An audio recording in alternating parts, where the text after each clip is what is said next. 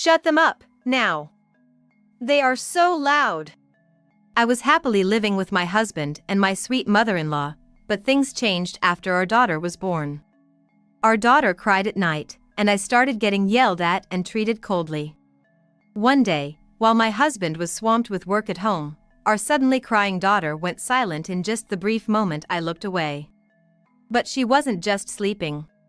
She woke up convulsing.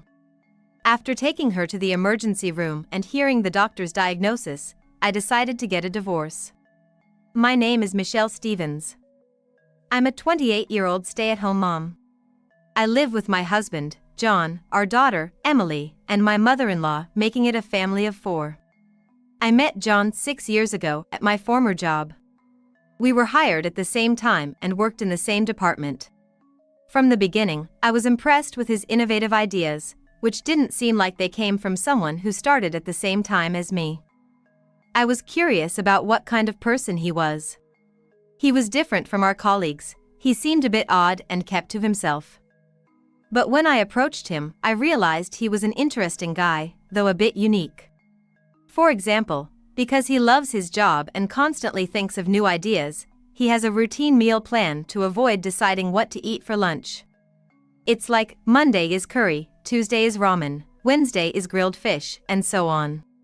So it wasn't that he didn't like spending time with colleagues, but he ate alone to stick to his routine. All I had to do was adjust my lunch schedule to his, and spending time with him became easy. Though we often talked about work when we were together, I learned a lot, and I enjoyed our conversations. He had some other quirks because he's so dedicated to his job, but I found them endearing. I was the one who confessed my feelings and said, "Let's date." He laughed and replied, "I was gonna ask you out soon." Our relationship didn't change much after we started dating. We didn't go on typical romantic dates. Instead, we often ate lunch together and discussed our work projects. However, for the first time since we began dating, he introduced me to his mother. He didn't like spending time on household chores because it took away from his work, so he lived with his mother. From what I heard, his family background was complicated. His parents divorced when he was 10. John stayed with his mother, and his younger sister, who was just a baby, went with their father. He hadn't had any contact with his father or sister since then. I was bracing myself for a very protective mother, but when I met her, she was a wonderful person. Unlike the reserved John, she was talkative and cheerful. She treated me just as warmly as she did her son. Sometimes when John was too busy with work, she and I would go out together. I got along really well with both John and his mother. 3 years into our relationship, after John proposed, his mother jokingly said, "If John's getting married, I guess I should move out." To which I eagerly replied, "I'd be upset if you did. Living with you is one of the reasons I said yes to the proposal. If you're okay with it, please stay with us." She laughed and said, "You sure about that? I might be hard on you." I laughed it off, saying, "Bring it on." John, watching us, laughed too. For the next 2 years, we lived together without any problems. She took care of all the household chores for John and me, who were both working. Even when I offered to help, she would say, "You must be tired, let me handle it," and she'd do everything herself. Occasionally, on weekends when John was busy working from home, she and I would cook or bake together, which was always fun. John remained dedicated to his job even after we got married. I believe our home was cheerful thanks to his mother, and I was grateful for that. Things started to change when I discovered I was pregnant. 2 years into our marriage, I felt unwell, and at the advice of John's mother, I went to a doctor, who confirmed my pregnancy. John was thrilled when I told him, but his mother's reaction was lukewarm. Considering how she always rejoiced in our happy moments more than we did, I sensed something was amiss. That night, in our bedroom, I asked John about it. He explained, Mom, she had postpartum depression after my sister was born. Dad was working in a different city at the time, so she had to take care of both of us by herself. It must have been tough. One day, she left the house with just me. I haven't seen my sister or dad since then. I regretted being so thoughtless and hurting her feelings. I didn't know there was such a backstory. If I'd known, I would have told John first and thought more about how to break the news to her.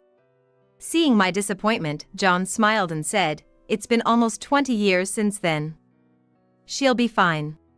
Just as my husband said, my mother-in-law didn't change a bit from the next day onward. If anything, she became even more concerned about my health, preparing meals with even more attention to ensure I was getting all the necessary nutrients, and accompanying me to the hospital in my husband's place among many other things. Feeling reassured by her, I decided to give birth here instead of going back to my parents' house. Initially, I had thought about having the baby at my parents' house, but it was in the countryside and quite far away, so the idea of looking for a hospital there and preparing to go back seemed like too much of a hassle. Luckily, my mother-in-law said, "I'll help you out," and I was able to give birth safely. I think I will never forget the moment my daughter, Emily, was born. She had already been precious to me while in my belly, but the moment I saw her face for the first time, I felt an overwhelming surge of affection and could unconditionally vow to protect her no matter what, and make her happy. Both my husband and my mother-in-law were happy about Emily's birth, and I think that was the happiest time of my life.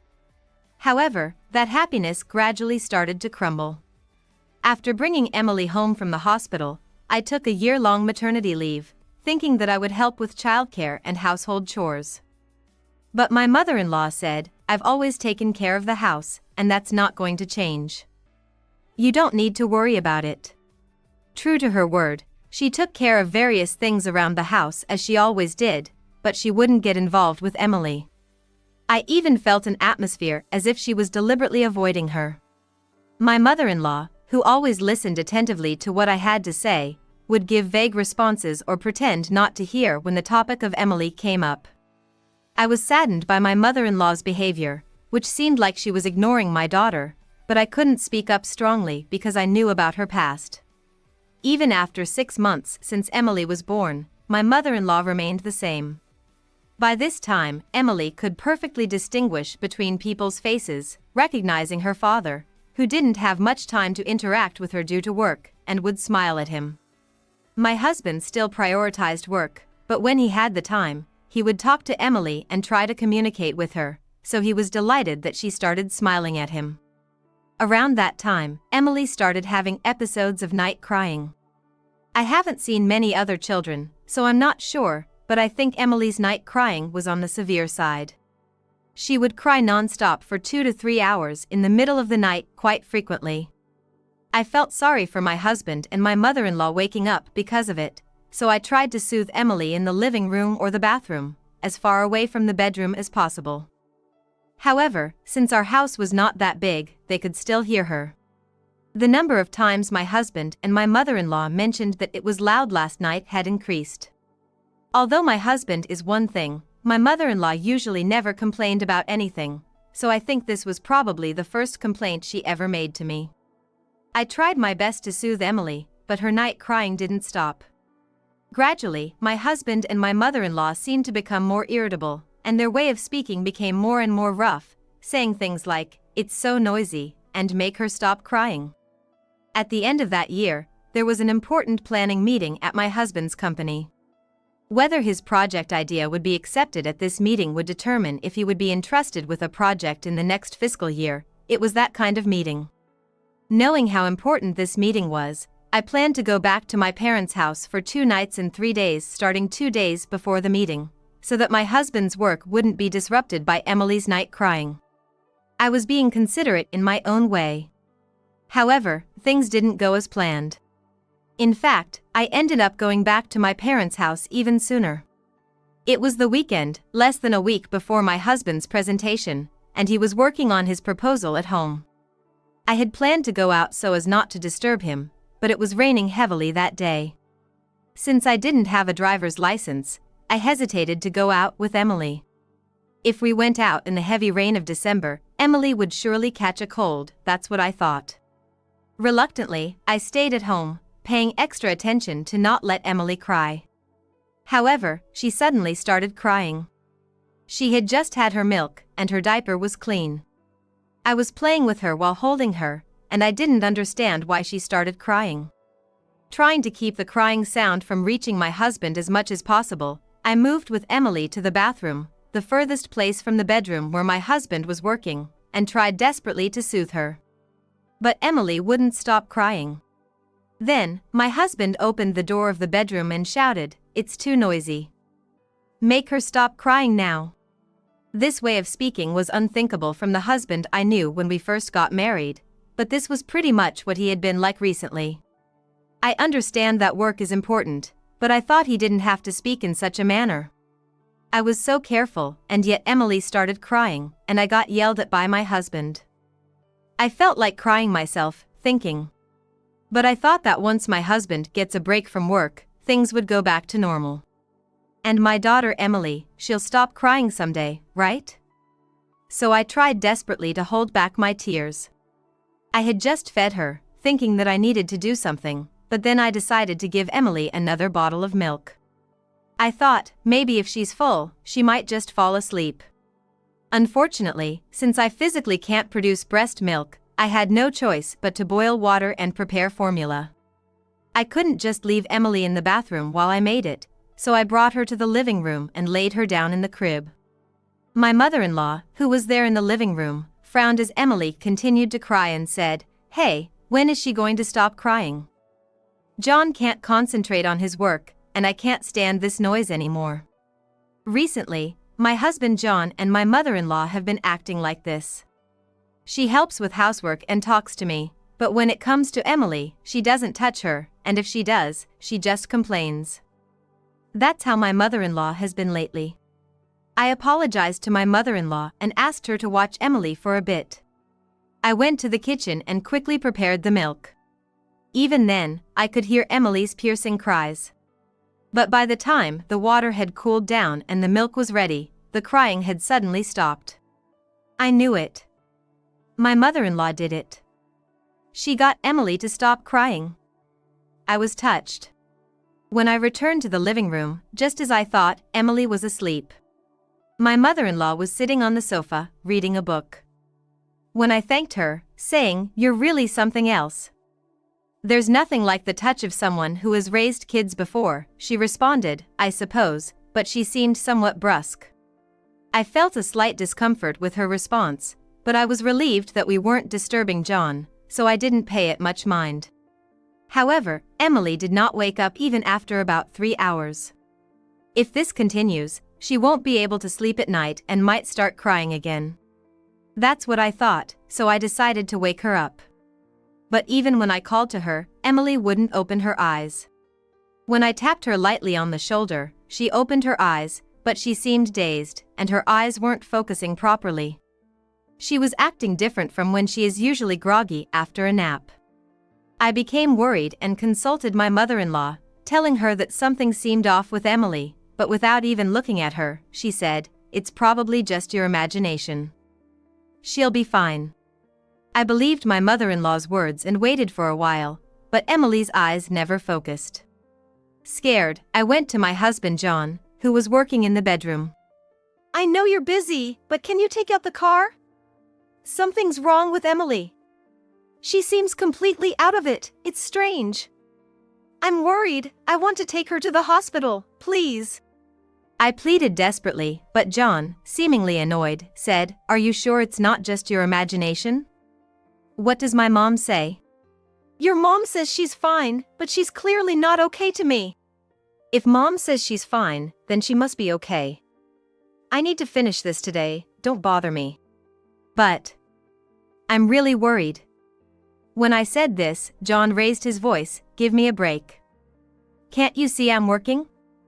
I thought she finally stopped crying, and now you want to go to the hospital? Don't be ridiculous."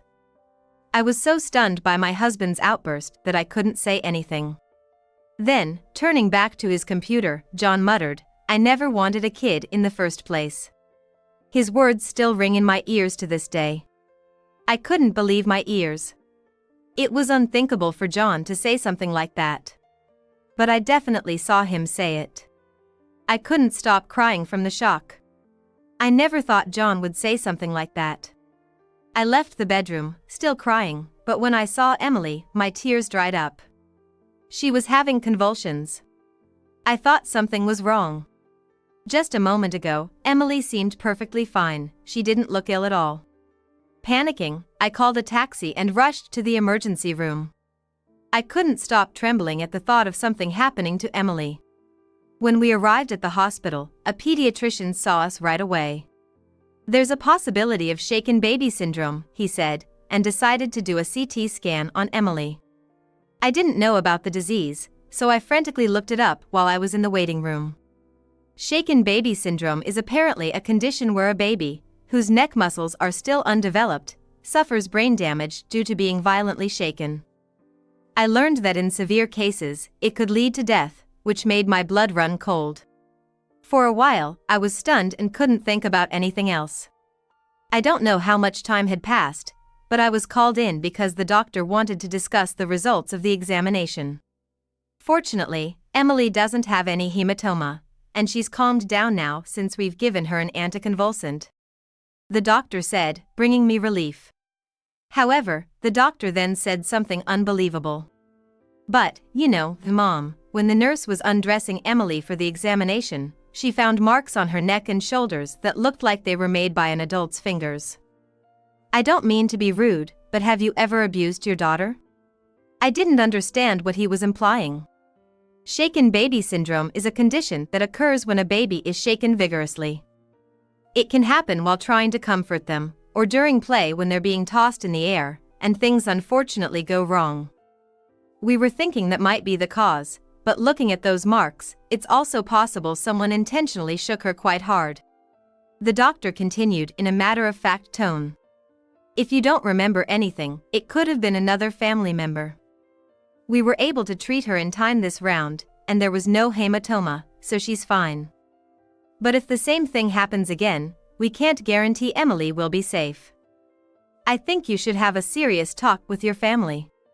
I couldn't get the doctor's words out of my head even after I left the examination room. I have never abused my daughter, and I've never seen any signs of abuse on her. There were no marks on her when I changed her diaper and dressed her earlier today. I could only think that my mother-in-law must have done something while I was making Emily's milk. Emily would need to stay in the hospital for about 3 days just to be safe, so I decided to go home to get the things we needed. "Did you do something to Emily?" I asked my mother-in-law in a trembling voice when I got back home. Then, my mother-in-law responded, "What?" I didn't do anything, in a clearly suspicious manner. Usually, she would ask, "What do you mean? What happened? Did something happen?" But this time, she just denied it without asking anything. "Tell me the truth." As I yelled and confronted her, she finally admitted it. I just grabbed and shook her a little because she was being too noisy. "A little? The doctor said there were severe marks on her neck and shoulders. Because of what you did, Emily was in serious danger." When I said that, my mother-in-law responded nonchalantly, "Danger? But she's fine now, right? So what's the big deal?" "What? How can you say that?" I raised my voice, and at that moment, my husband came out of the bedroom. "Shut up, both of you. Keep it down," he said before slamming the door shut with a loud bang. I had sent him a message earlier, telling him that Emily was having seizures and we were going to the hospital, but he didn't ask about her condition and just complained about the noise. My husband, who did not seem remorseful at all for putting our daughter in danger. And my mother-in-law, who was unapologetic and casual about the whole situation. I had thought we had a good relationship, but it turned out I was wrong. That moment was when I lost all affection for them and gave up on this family. And then I hurriedly grabbed the bags for the hospital stay and my own belongings and left the house. Luckily, I had planned to return to my parents' house, so I had travel luggage ready and I grabbed that. In the taxi heading to the hospital where my daughter Emily was, I made up my mind to get a divorce. Some might think this is an overreaction, but for me, it was a big deal. Of course, I was furious at my mother-in-law's actions, but the main cause was my husband's behavior. I do think my husband's job is tough. The upcoming planning meeting, whether he gets selected or not, would change how fulfilling his work is for the next fiscal year. But that's not the kind of job you continue doing, neglecting the fact that your daughter has to go to the ER and is hospitalized. It's not a life-threatening job, nor is it a job that only he can do. It's about whether he becomes the project leader or the assistant. Yet, I was fed up with my husband, who is the only father Emily has, for not coming to us, let alone asking about her condition. 3 days after the admission, Emily was safely discharged from the hospital. Intending to divorce my husband, I did not return home but went to my parents' house. My husband and mother-in-law were supposed to visit my parents' house from that day, so they probably didn't think anything of it when I didn't show up. They didn't contact me. Back at my parents' house, I told them what had happened. My mom hugged Emily and me, crying, and after my dad angrily slammed his fist on the desk, he said, "You don't have to go back there. Stay here with us. I'll protect you and Emily." I broke down in tears at his words. After that, my parents and I started looking into divorce. With our layman's research, all we could understand was that divorce seemed difficult. My mother-in-law's actions weren't continuous, so it couldn't be considered abuse. If the other party contested the divorce, it seemed like it would be difficult even if it went to mediation. So, I decided to play hardball. On the 3rd day at my parents' house, I received a message from my husband, John, saying, "The presentation went well, so come back home. Let's celebrate its success." Irritated by his carefree attitude, I decided to go back home once to talk about divorce. I didn't want Emily to see John or my mother-in-law ever again, so I asked my mom to keep her at my parents' house. When I got home, John, surprised that I came back alone, finally asked, "Where's Emily? Is she still in the hospital? Is she that sick?" "Emily has been discharged. She's at my parents' house now. Why didn't you bring her back with you?" "I want a divorce." Both John and my mother-in-law were stunned. "What? Emily was safe this time. But what if you had shaken her more violently? If I hadn't noticed and left it be, Emily might not have made it. Thinking about it, I'm scared of you. Anne." I tried to continue pointing out John's issues when he interrupted me. "If you are scared of my mom, we can live separately. So please reconsider the divorce." At his words, my mother-in-law confronted him, saying, "What? You'd choose Emily over me?" Ignoring her, John said to me, "See? Isn't that okay?" I continued what I was saying earlier. "No. I am disappointed in you, John. I can't believe you said, 'I never wanted kids,' and I'm disappointed that you prioritized your job over our daughter's life. Whether we live separately from your mom or not, I can only think of divorce." When I said that, John grabbed my hand. "No way! I was out of my mind back then because of work. I love you and Emily.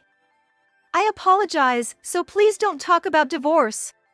I think words and actions under pressure reveal true feelings, so I can't trust you anymore.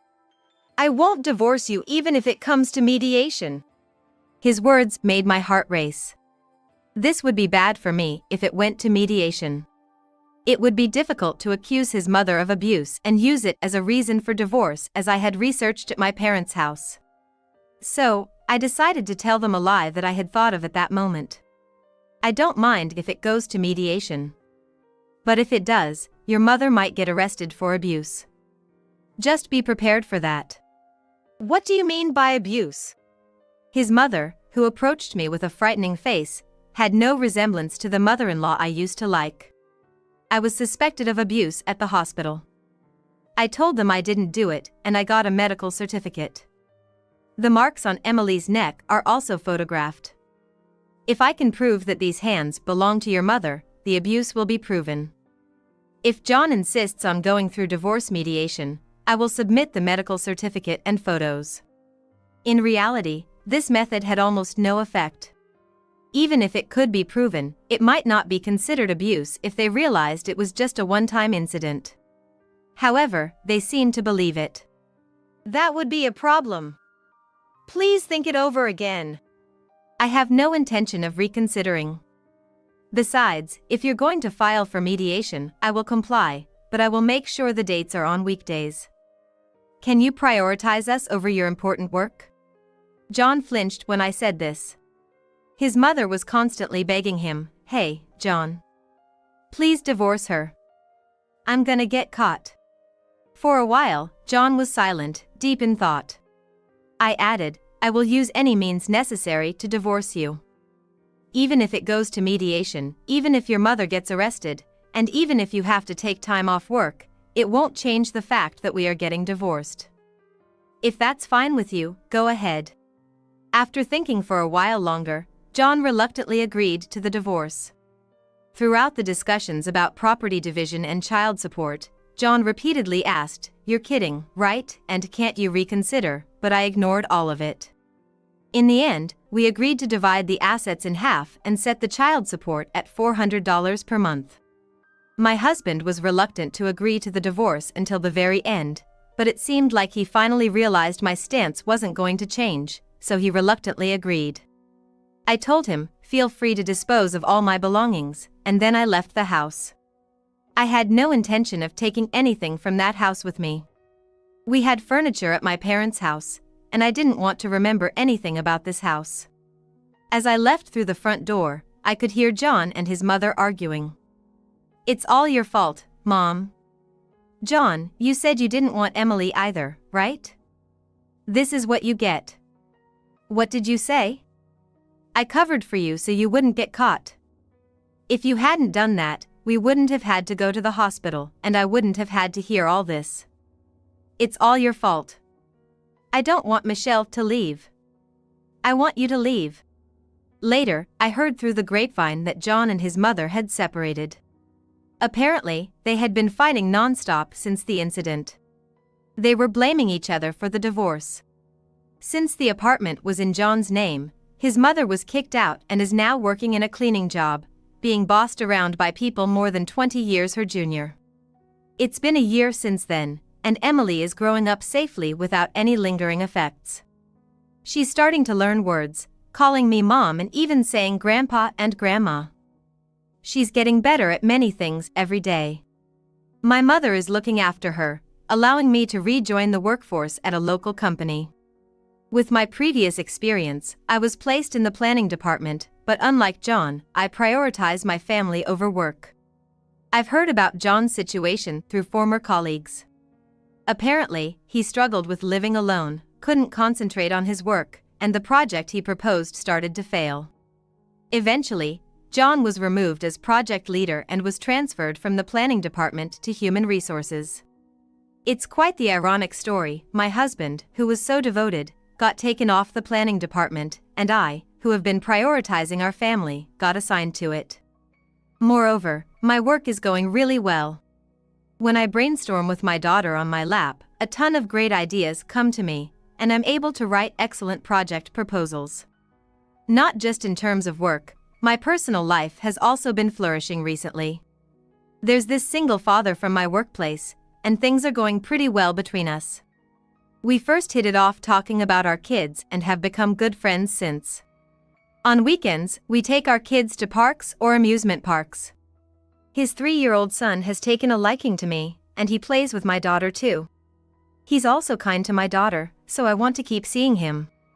I've just got divorced, so I'm not thinking about remarrying right away, but if things continue to go well, I hope someday I might become his wife.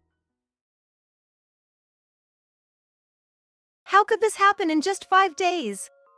I screamed as I looked around the living room of my house. I had been admitted to the hospital to give birth, and in the 5 days until my discharge. The living room had become filled with the smell of rotting food. Unfinished frozen food was left on the desk, with the remnants of the leftovers. Scattered across the floor were plastic containers and trays, probably leftovers from some ready-made meals. Surrounding them, I could see lots of what appeared to be flies. Cleaning and tidying up is your job, right? So I just left everything as is until you got back. My husband, waving his hand irritably at the small insects flying around the light. He turned around and frowned upon seeing me, covering my nose from the stench. See, it's impossible to live in such a stinky room, isn't it? Hurry up and clean it. I was at a loss for words. Could my husband not see the baby in my arms? My name is Madison, a 28-year-old office worker. I've been working at the company I joined right after graduation, blessed with respectable supervisors and colleagues, and everything's been going well. A few years ago, I married Ethan, who I met at the same company, is 2 years older than me. After we got married, I continued working, and Ethan and I were good colleagues at the company, and after work, we were great partners, supporting and encouraging each other through our troubles. When we were about a year into our marriage, I found out I was pregnant. We were delighted since we wanted a child. Our parents and in-laws cried tears of joy when we told them. My in-laws have been kind to me since Ethan and I started dating. When I first went to their house to greet them before we got married, they welcomed me with open arms. After getting married, since our homes are close, Ethan's mother and I often go out on weekends, and we've built a good relationship. When I told Ethan, "Your parents are truly considerate and wonderful," he nodded and said, "Mom's been an amazing mother who's looked after me." Dad worked from dawn till dusk and wasn't home much, but he always showered us with love and gratitude towards Mom, which made me realize once again what a caring couple they are. After we got married, my mother-in-law would often express concern, saying, "Values have changed over the years, and as long as you and Ethan are happy with your lives, that's all that matters. But I worry that you, Madison, will be burdened with all the housework now that you're married and working." I reassured her with a smile, saying, "No need to worry. Ethan and I are splitting the chores well and helping each other out," and she seemed relieved. Actually, Ethan and I began living together after we got married. My mother-in-law knew this and was probably concerned about whether we could live together without any discontent. Of course, there were some worries about getting married without having lived together first. But Ethan was always kind to me during our dating period, never forgetting to be considerate even after many years. So I was confident that we could live together without any problems. True to my expectations, Ethan had been sticking to the promises we made since we started living together, and he never pushed all the responsibilities onto me. He even said he wanted to lessen my burdens more. Such a caring husband, after finding out about my pregnancy, told me to rely on him more when we were together since something might happen to our precious child. Despite his busy schedule, Ethan managed to take care of the household. In the early stages of my pregnancy, I suffered from morning sickness and often had to take time off work. I used to blame myself, having always managed to balance work and everything else before. Even when I saw Ethan going to work every day and felt that I should at least do some housework, I couldn't because I was feeling ill. When I cried and apologized to Ethan, saying, "I'm sorry, I couldn't do anything today," he'd reassure me, "Hey, no need to apologize. I've lived alone for a long time, so household chores are no big deal. Madison, you're doing your best to nurture our baby in your belly. I can't completely understand your hardship, so let me at least take care of our home." Lately, Ethan has been very studious, buying parenting books and diligently studying every day. Seeing him like this made me realize again how glad I am to have married him. My pregnancy went smoothly, and I spent it without any worries until the birth. My parents and in-laws would come by from time to check on us, and thanks to the support of those around us, the baby grew well in my belly. As the due date approached and my belly grew, I took maternity leave and now focus on staying healthy and calm. It's tough to go out with my belly so big, but I managed to make it to my prenatal checkups while taking care of myself. Recently, as I've entered the final month, my mother-in-law, who lives nearby, started accompanying me to the checkups because she's worried about me. She helps carry my backpack and other items, and while I feel a bit guilty, I'm also very grateful.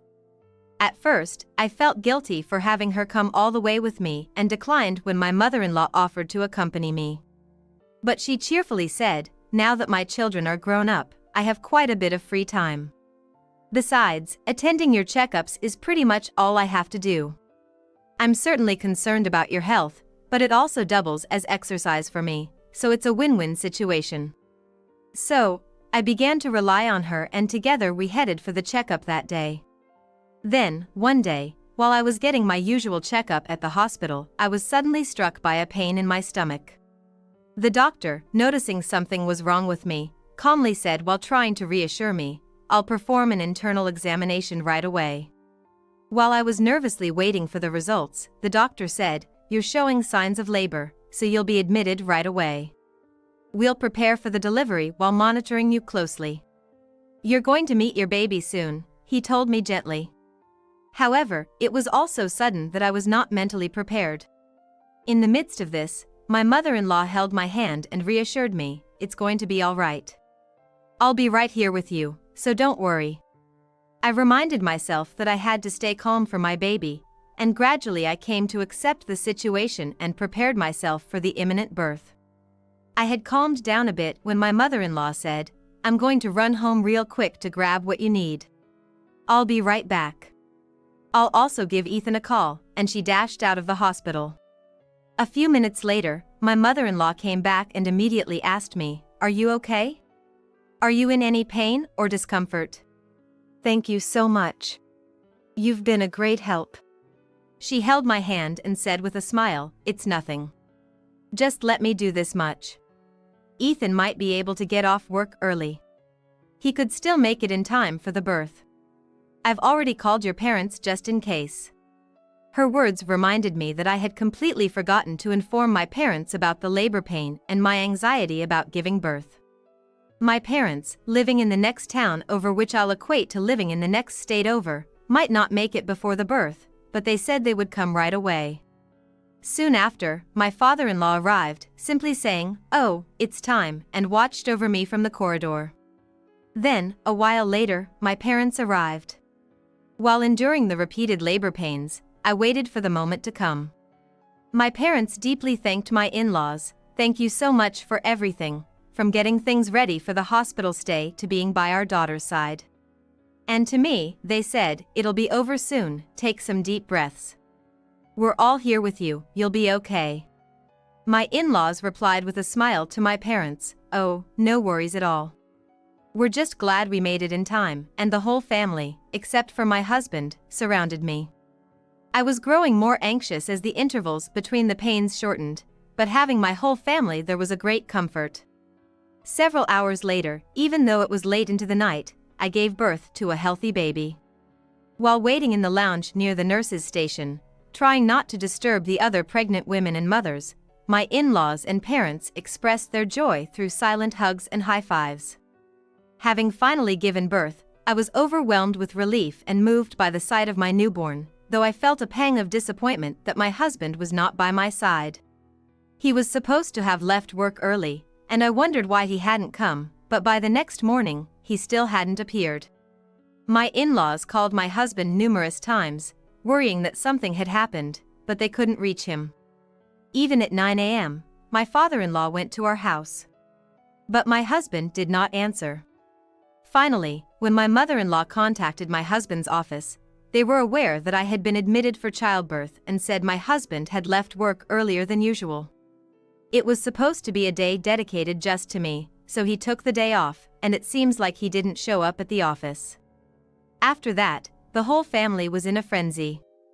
If I'm not at home or the office, we thought maybe it was best to go to the police, and it was starting to turn into a big deal. However, just as it was about to be noon, the receptionist informed us that my husband had arrived. Relief was short-lived, and I couldn't help but feel anxious, wondering what on earth had happened. But as I was about to speak to my husband, who had come to the hospital room, I was at a loss for words. "Ah, so it's born." It was all he said at first. His suit was disheveled, and his hair was a mess. As he got closer, I could even smell alcohol on him.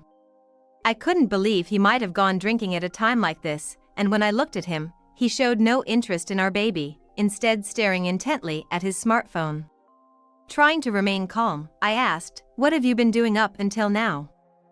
Ethan, still half asleep, responded, "Sorry. I just went for a drink.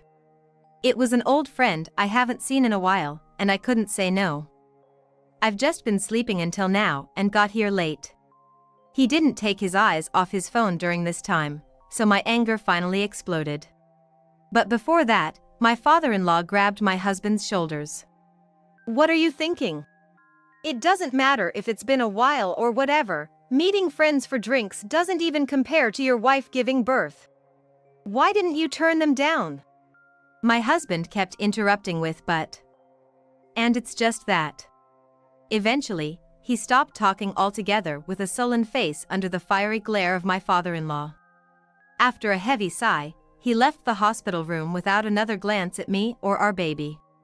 My father and father-in-law tried to follow him, but they couldn't keep up due to their age, and my husband never showed his face at the hospital during my stay. 5 days after giving birth, with the support of my family, both mother and child were healthy and we were discharged without any issues. As my mother and father, who had come from far away, were leaving, my mother-in-law said to them, "We're looking forward to seeing you again. Please leave your daughter to us," and on the day of discharge, she helped me get home with my father-in-law carrying the luggage. That morning, after being discharged, I texted my husband just to say I was going home, and he immediately called back. When I answered, he said, "Hey, Madison. I'm glad you're discharged safely. I'm gonna pick you up and we'll head home by car." I hadn't expected a call back from my husband and secretly hoped he might have reflected a bit. When I told my mother-in-law that my husband had called, she laughed and joked, "Well, if Ethan isn't busy, maybe he could come pick us up." I told my husband, "I was planning on having your parents send me, but I appreciate you coming to get me," and he said, "Got it. I'll have mom and dad head back right now." After informing them that my husband was coming to pick me up, my in-laws seemed relieved and went on their way. I thanked the hospital staff repeatedly and finished the paperwork before getting into my husband's car. He didn't apologize for before but seemed to be in high spirits as he drove. Soon we were home, and I felt like crying from the pain, even from such a short ride.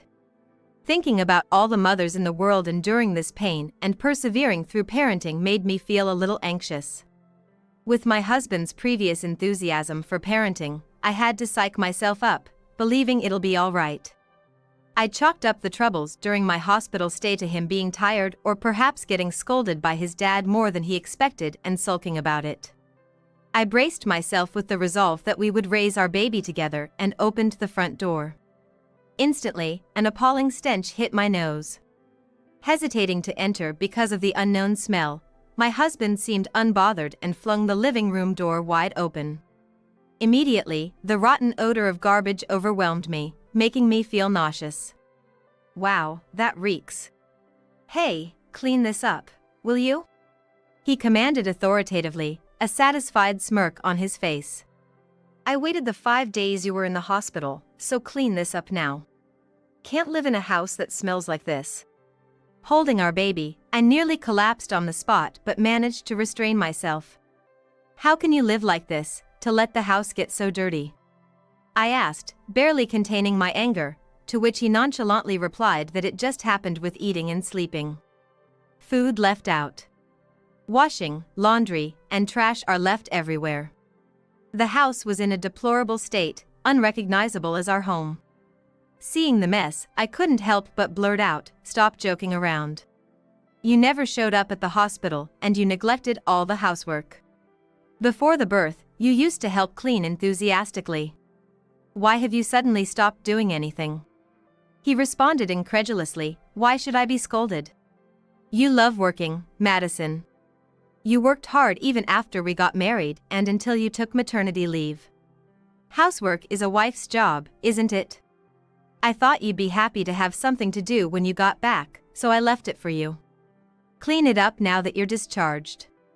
He had grown accustomed to the mess, nonchalantly relaxing on the couch in the fly-infested living room. It was impossible to live in such filth, let alone lay a clean towel down for the baby to sleep on.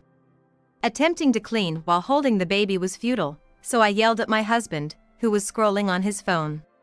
"Do you really think I can clean up in this state? If you're not going to do it, hold our baby at the entrance. It's impossible to care for our baby in this mess." He sighed in exasperation, "Why do I have to take care of it? Housework and parenting are your job. You're supposed to do these things, right? And since when did you start ordering me around so much? This is why women are no good. Still acting like you're pregnant even though there's no baby inside anymore. You're the worst, trying to make excuses and boss your husband around. I reached my breaking point. Enough! What's gotten into you? Why are you acting this way? What happened to you while I was in the hospital? Tears streamed down my face as I confronted him, and he groaned, avoiding my gaze. Then, as if psyching himself up with a slap to his cheeks, he stood up with determination. I've been too lenient with my wife, turning her into a useless woman, but not anymore. I've decided to properly educate my wife as a husband should. He declared, his face contorted with effort. I've done my part. I went to pick you and the baby up from the hospital to ensure I wasn't completely detached from parenting. I've made it clear that housework and parenting are your responsibilities. I'm becoming a responsible husband.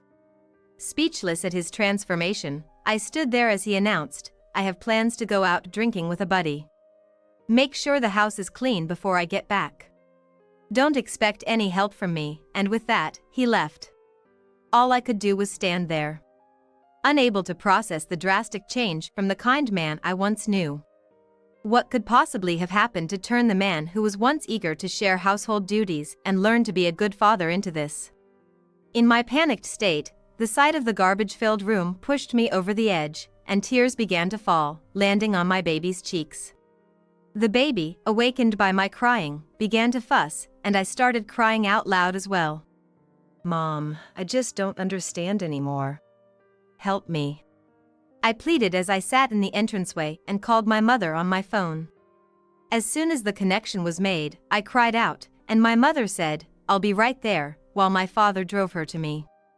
She told me to wait outside rather than stay in the dirty house. Sitting on the front porch with my baby, I continued to cry quietly under the bright sunshine. When my parents arrived, my in-laws were with them. Upon seeing me, my mother-in-law immediately began to apologize profusely. My parents intervened to stop her, assuring that it was Ethan who was to blame. Once that was settled, I finally had a moment to ask why my in-laws were there in the first place. Tears welling up in her eyes, my mother-in-law confessed, the truth is, we also doubted Ethan and feared he might be troubling you. So, we decided to secretly visit your house. That's when we bumped into your parents and they kindly gave us a ride here. I'm truly sorry for all the trouble our son has caused. I had to somehow stop the conversation from turning into another round of apologies. My father-in-law, who was so angry he looked like he might start yelling at any moment, didn't utter a single word. But the way his temples throbbed red and twitched told me he was on the verge of an outburst. Neither my mother-in-law nor my father-in-law could get through to Ethan on the phone. That darned son of mine. Next time I see him, I'm gonna give him a piece of my mind, my father-in-law muttered, then took several deep breaths to calm down. After a while, he seemed more at peace and kindly said to me, now, you shouldn't be stressing yourself. Please, ride in my car. We'll handle the cleaning, just wait for us. With that, he and my mother-in-law took my child and me to the car and then entered the house. My parents followed suit, insisting on helping, and I could hear all four of their screams. No doubt they had opened the door to that bug-infested, foul-smelling living room. I hugged my baby tightly in the car, feeling terrible about the situation. Hours passed as my father-in-law went out to buy insecticide, and bags packed to the brim with trash were taken out to the collection area. Thanks to their efforts, when I entered the house again, there were no bugs, ventilation had been done, and the smell was much less offensive. It appeared they had cleaned every room, not just the living room. I felt a profound gratitude as my mother and mother-in-law prepared dinner. It had been a long time since I had someone else's home cooking. Having managed my diet strictly during pregnancy, it tasted even more delicious, and I polished it off in no time. The home-cooked meal helped ease my anger towards Ethan for a while. As we were waiting for Ethan's return, someone knocked at the door.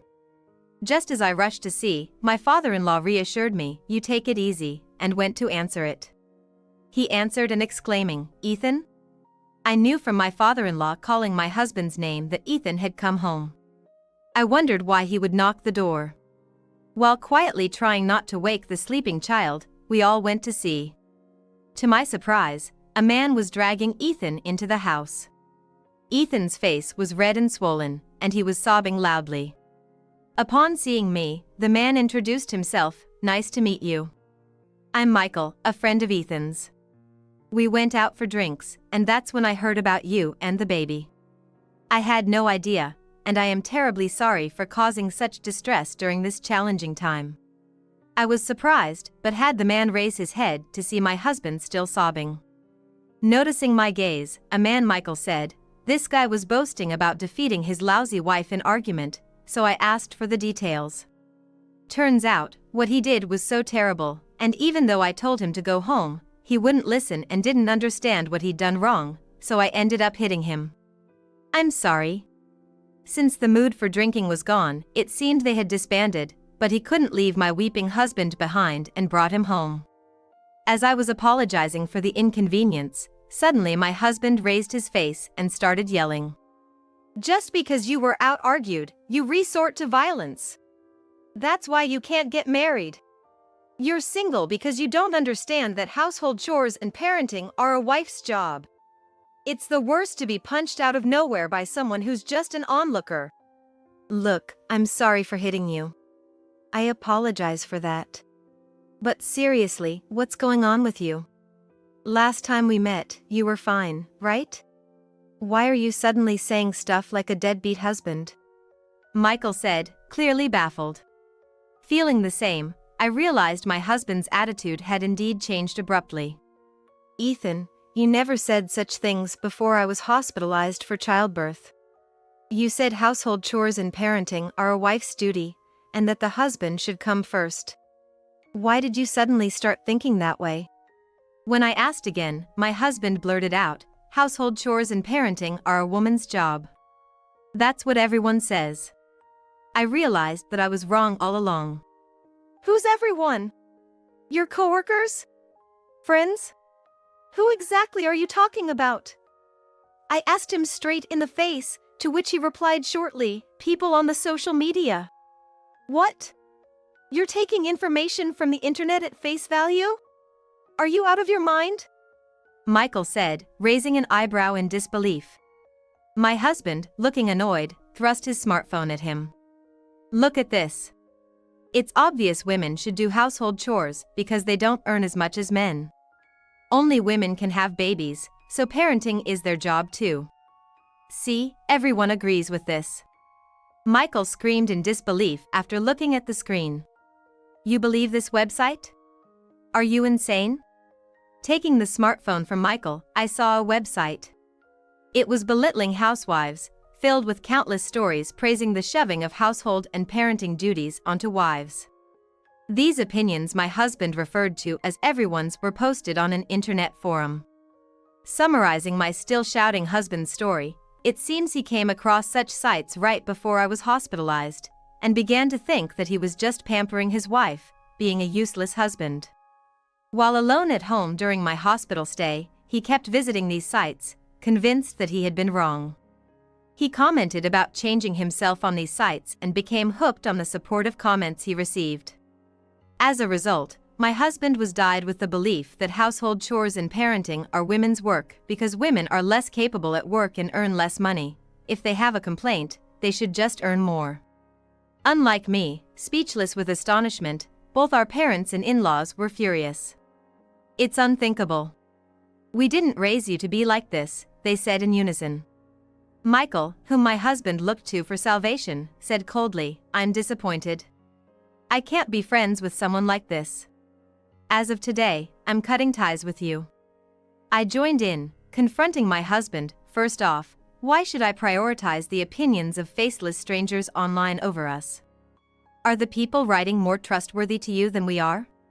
That made my husband look at me as if he had an epiphany.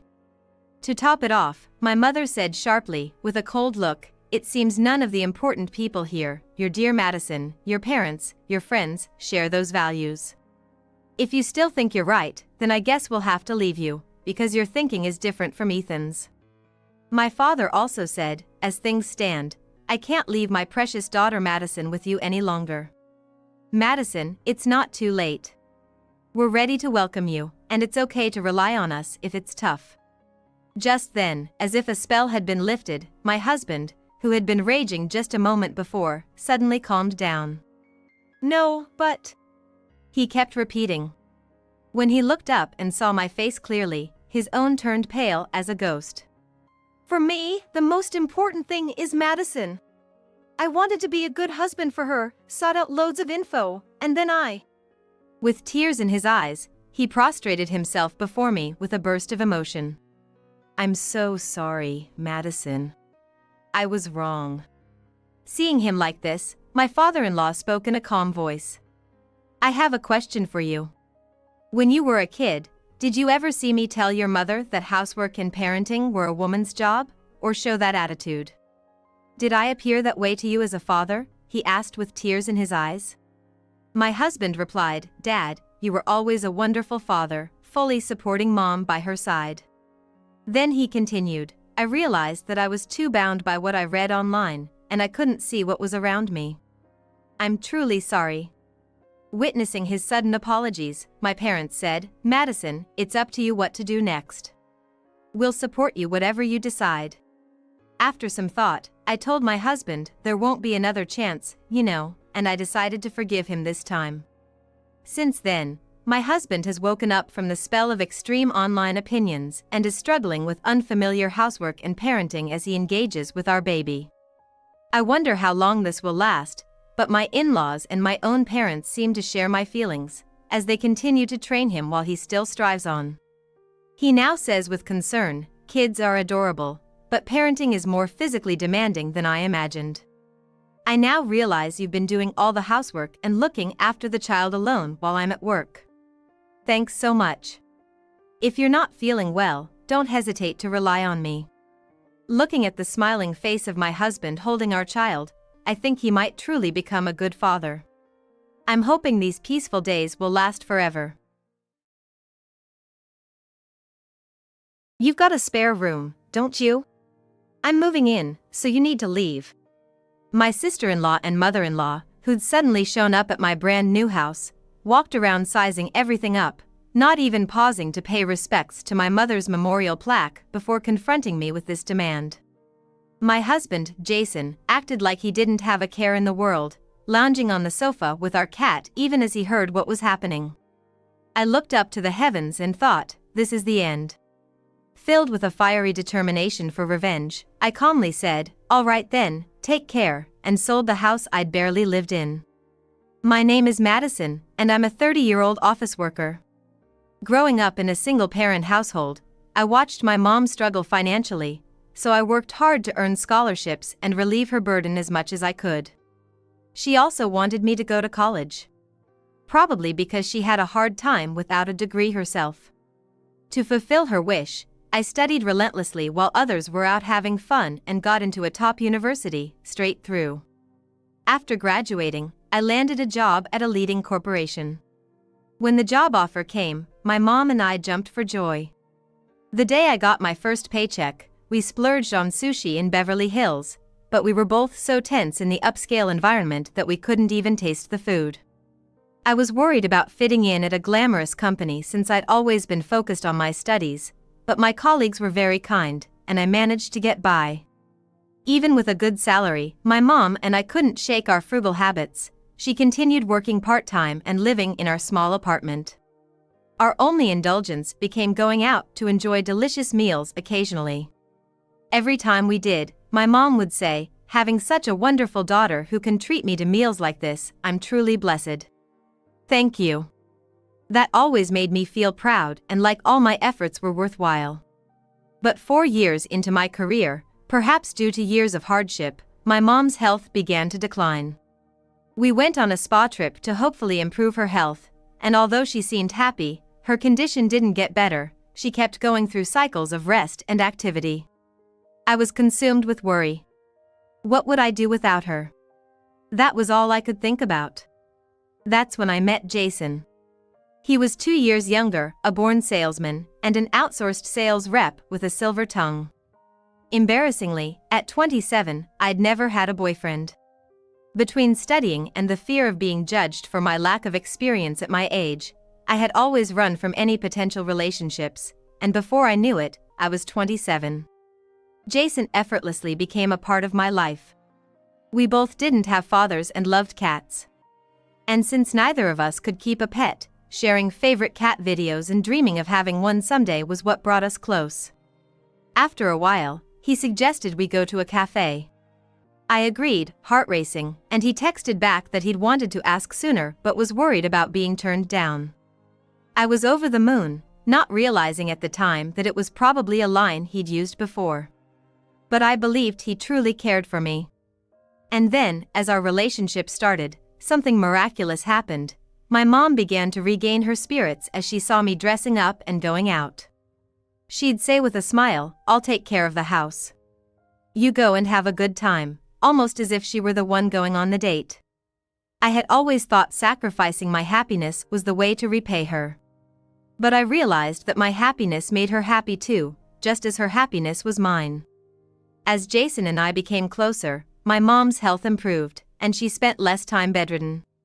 When I told Jason about such a conversation with my mother, he proposed, saying, "Hey, why don't we just get married? That way, your mom can rest a little easier, you know?" Despite it being only 6 months into our relationship, I was completely smitten with Jason. His sister and mother were hairstylists who ran a salon together, and since they planned to live together in the future, he assured me that it wouldn't be a problem for him to live with my mother.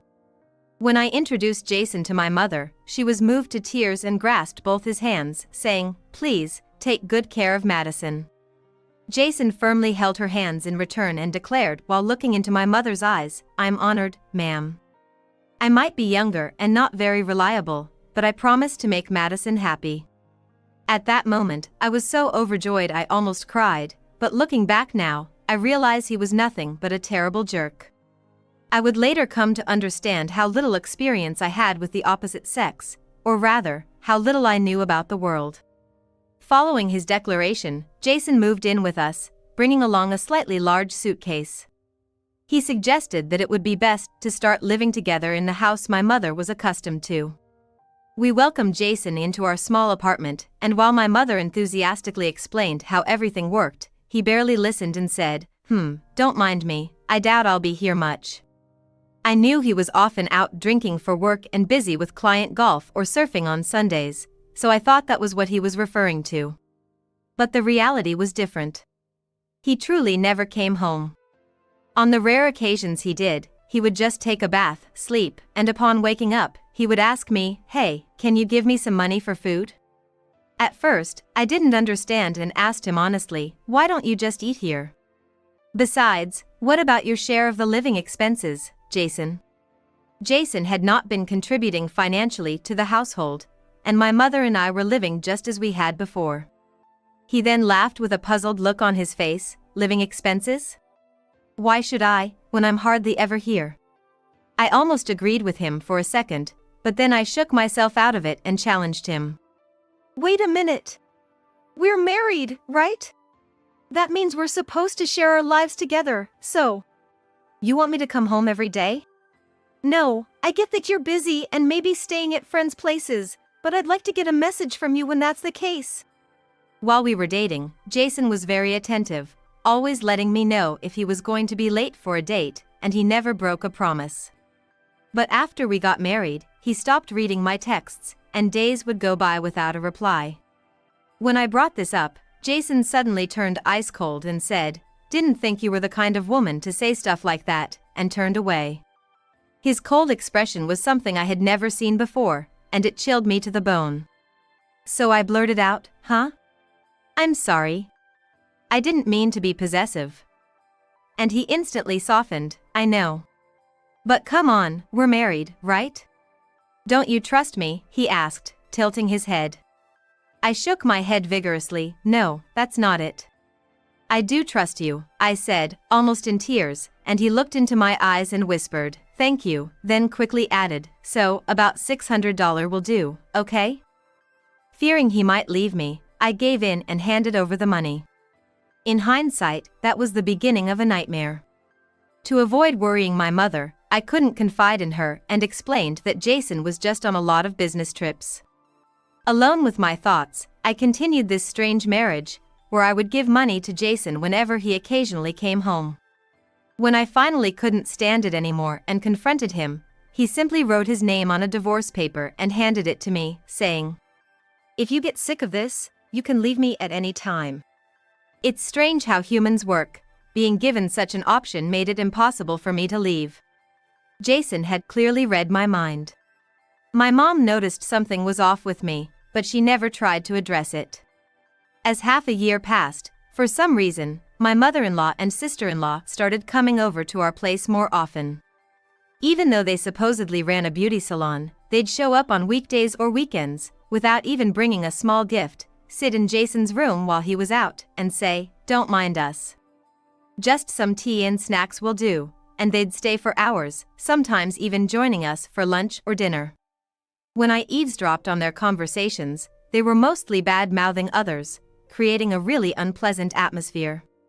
One day, loud enough for me to hear, my sister-in-law said, "Wow, can't believe he married such a plain Jane. Her fashion sense is so drab," and with reckless abandon, my mother-in-law added, "Well, if she were attractive, she'd probably cheat on you," and they laughed heartily together. They didn't specify who, but I knew they were talking about me. When I was reeling from the shock and covering my ears, I heard the damning words, "Well, she's pretty much a good cash cow, isn't she?" "And with only her mom around," said my sister-in-law, and my mother-in-law chimed in with a worldly tone, "Seems easy enough to get money out of her. Plus, we get to do whatever we want," and they cackled again. I wanted to storm out of the room and tell them to leave, but I couldn't bring myself to do it. Since that day, I've been feeling really down. Jason, as usual, didn't come home and didn't even read my messages. During this time, I failed to notice my mom's health deteriorating again. Then one day at work, I got a call that my mom had been rushed to the hospital by ambulance. When I got there, I found out she had fallen down the stairs of our apartment complex, severely injuring her back. The doctor said that, given her age, she'd likely have to use a wheelchair from now on. From what I was told, Mom had been feeling under the weather for quite some time, experiencing frequent bouts of dizziness. It seems that dizziness was the culprit behind her fall down the stairs. My mom kept apologizing, "I'm so sorry, Madison. I'm really sorry." Over and over, and I just shook my head, crying. I was determined to break through this tough situation. Given that my mom's hospital stay would be quite long, including rehabilitation, I decided to look for a wheelchair-accessible home.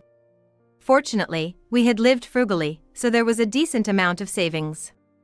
My mom always loved looking at home ads in the newspapers, often saying how much she'd like to live in such houses. I held on to the hope that buying the home she dreamt of might bring her spirit back. When I asked Jason for his opinion, he casually said, "Why not? I'd like my own room." "Oh yeah, let's get a cat too," and seeing Jason's happy face for the first time in a long while made me foolishly happy, so I enthusiastically started house hunting. Luckily, I found the perfect spec house right in our neighborhood. It was completely wheelchair accessible. I felt it was destiny and made an immediate purchase.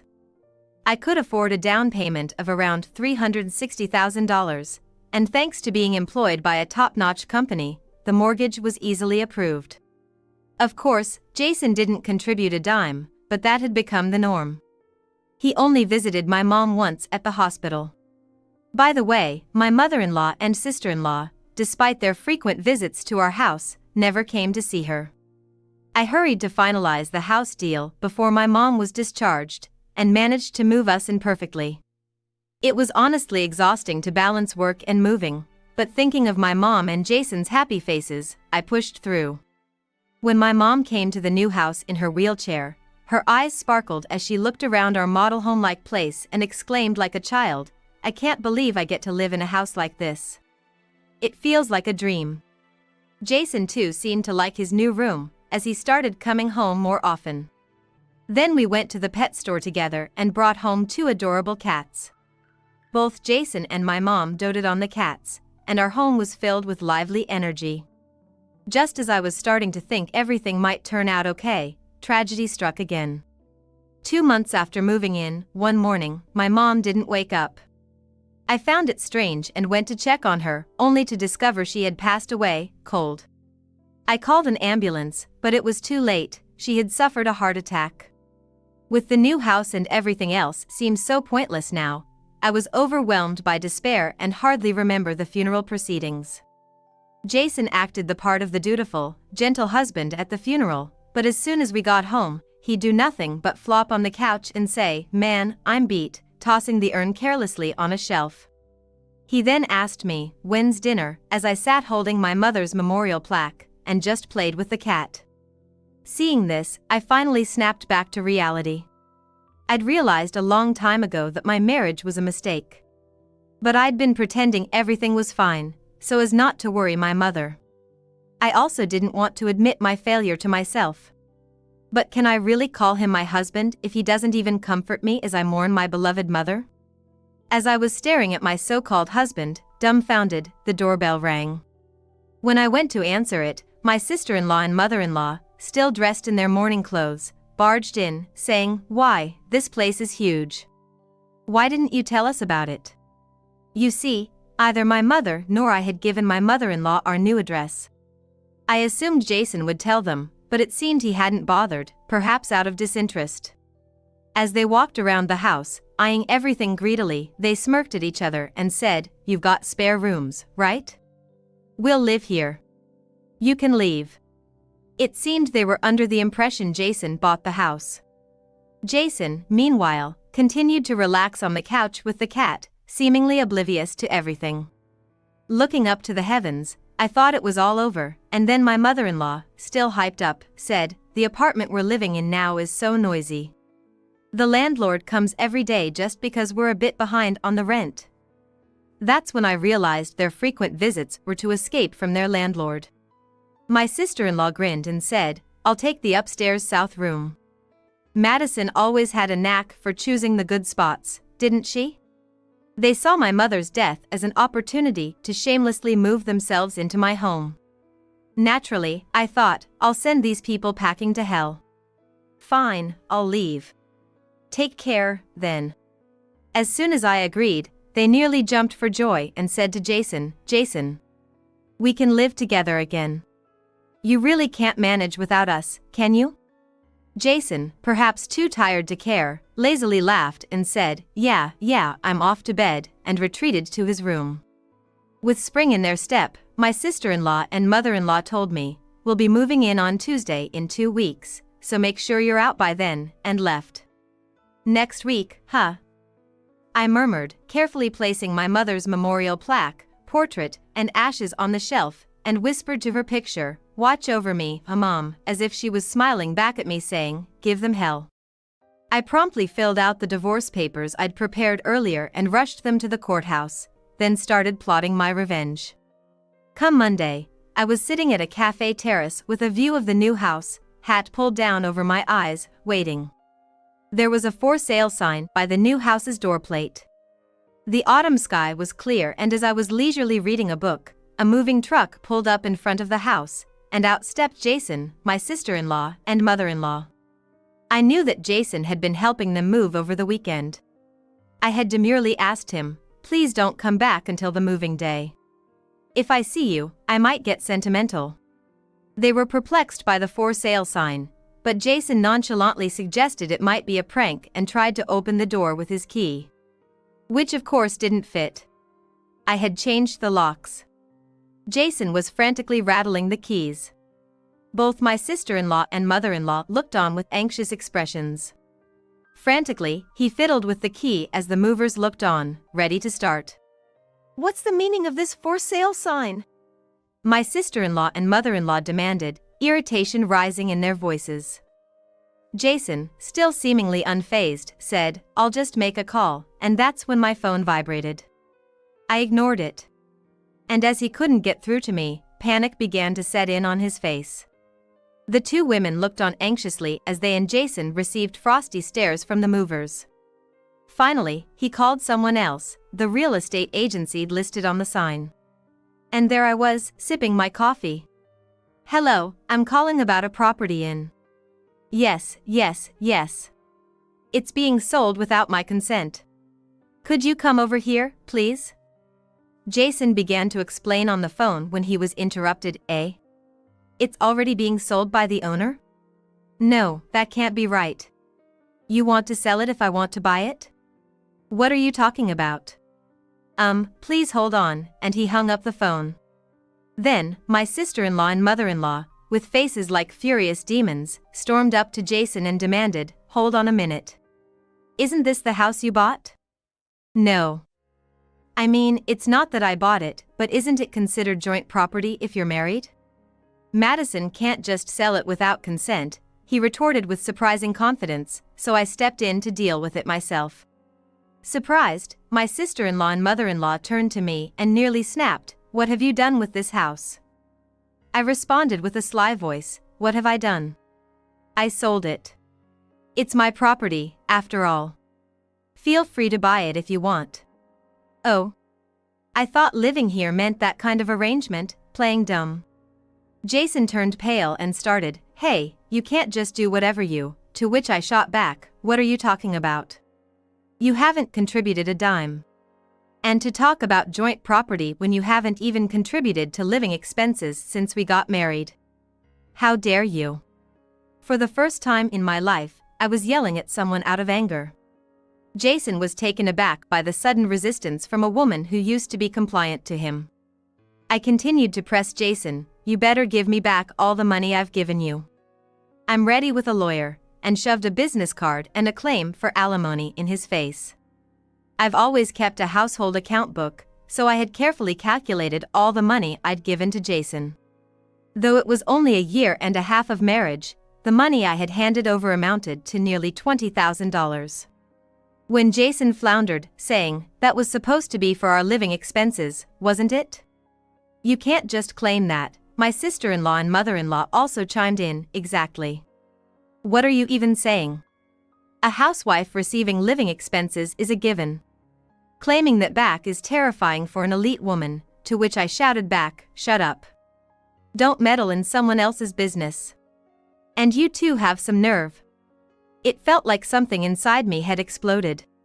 Both my sister-in-law and mother-in-law seemed overwhelmed by my outburst and began to tremble, holding each other. There was no way I was going to lose to these women who were always bad-mouthing others behind their backs. Jason started to back away, looking like he might run off at any moment. He was the type of man who'd run when things got tough. "No use in running," I said firmly. "I'm going to make sure you settle this properly." It seemed my resolve had an impact. Jason, too, collapsed just like my sister-in-law and mother-in-law, looking completely lost. The movers, looking troubled, said, Where should we move the items to?" I replied, though it felt cruel, "I don't know. Ask them." Wondering where to move to when they don't even have a house, and I just smiled sweetly.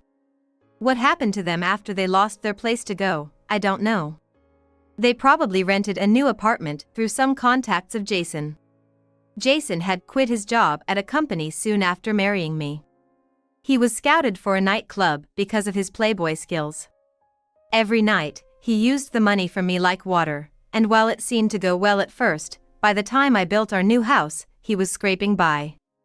My sister-in-law and mother-in-law, unaware of such things, had come to depend on Jason's supposed financial strength based on the new house he had built and moved in as soon as my mother passed away.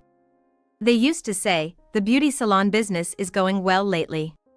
We can support you, so you don't have to worry about anything." But in reality, the beauty salon managed by my mother-in-law had long since gone under. Swamped with debt and lacking real skill as hairdressers, they couldn't hold down jobs at any salon they went to. They had both been planning to rely on each other and ended up failing. Eventually, Jason got into trouble with some shady characters and disappeared. It was a fitting end for such a deadbeat man. My sister-in-law and mother-in-law are also missing, and I can't help but think they haven't exactly had the best lives. I couldn't get alimony from Jason, but I've come to see it as the cost of a life lesson. After the divorce, people have said I seem different, and somehow I've entered what you'd call my prime time for attracting others. It seems I used to be seen as serious and quiet, but now there's a certain settled confidence about me that has become attractive. I had been quite put off by the idea of marriage for a while, but as I started dining out with men more often, whenever the mood seemed to set right for something more, I'd excuse myself to go home because of my cats. Their reaction in such moments is quite telling of their character, so it's been a good strategy for sizing up men. In reality, I live in a pet-friendly apartment with my 2 cats. The other day, as I was sorting through my mother's belongings, I found a letter addressed to me. It was dated the month before she passed, right around when I'd settled into my new place. The letter was filled with various memories from my childhood through to my professional life, and it ended with her usual phrase, "To live in such a nice home, to lead such a good life, I've been blessed with a wonderful daughter. Thank you so much." I hugged that letter from my mother tightly and cried my eyes out for a while. Buying that new place definitely wasn't a waste, I've come to realize. From here on out, I'm committed to living positively and earnestly, keeping my mother's words close to my heart, and hoping to make someone feel as rewarded by me as I felt by her. My name is Amelia. I wasn't raised in a wealthy household, but I somehow managed to land a job and even get married. My husband's name is Edward, and he works at a luxury hotel. I really thought I was going to have a happily ever after. But I never imagined it would end up like this.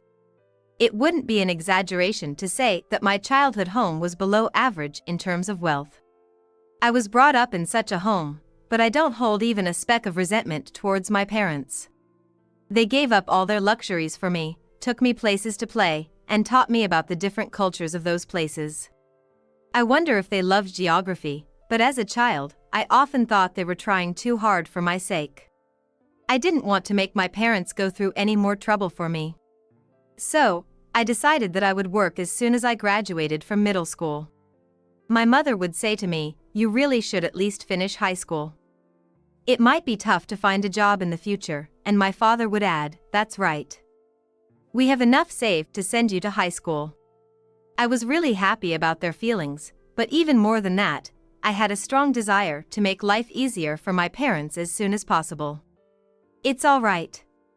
The sooner I start working, the sooner I'll start earning more, I said, with little certainty. But just like my parents said, there was no guarantee that I would be able to find a job anywhere. At that time, I had a friend who was a foreign girl who had immigrated when we started middle school. Her name was Jessica, and like me, her family wasn't rich. Maybe that's why we got along so well and always played together. Since Jessica could speak some English, we managed to have conversations. Without realizing it, I was learning Spanish while talking with her. By the time I was in the 9th grade, I could hold conversations in Spanish pretty well. Perhaps it was my Spanish skills that did it, because, lo and behold, a certain travel agency decided to hire me. They saw value in my ability to speak Spanish. Jessica and I, having both left school after junior high, began working and gradually lost touch. But I was single-minded in my work, determined to earn money. As time flew by, I found myself at 26 years old. There was a lounge in a hotel that I frequently used for work. It was a high-end place, but cozy, and the snacks and coffee menu were reasonably priced. We would have our meetings there with the staff. At that time, the waiter working there was Edward. The hotel hosted many foreigners, so he seemed to speak Spanish as well. Sometimes I would be there with foreign guests too. Maybe it was because we both spoke Spanish, but something just clicked between us. Edward struck up a conversation, and before I knew it, we were in a whirlwind romance that led to marriage. For a girl from a poor family to get married, it's quite the deep feeling when you think about it. Regardless, I was expecting to start a new and exciting life. However, the reality turned out to be the exact opposite. When we were getting married, Edward had a request. "If it's okay with you, Amelia, I'd like to live within my family home." The reason was that Edward had lost his father a few years back, and he was worried about his mother living alone. His mother's energy levels were dipping, and it seemed like a good idea to have someone watch over her soon. Plus, at the time, I was a remote worker who could do my job from home. I guess that's why Edward thought it'd be convenient, since I was always home to keep an eye on his mother and manage the household chores. On the flip side, Edward often had long hours at work and wasn't home much. With his scarce days off, having me, a home-based worker, around must have seemed like a good arrangement to him. But I couldn't immediately agree to it. That's because, when I first went to Edward's family home to introduce myself before marrying Edward, his mother had gone silent after asking about my education.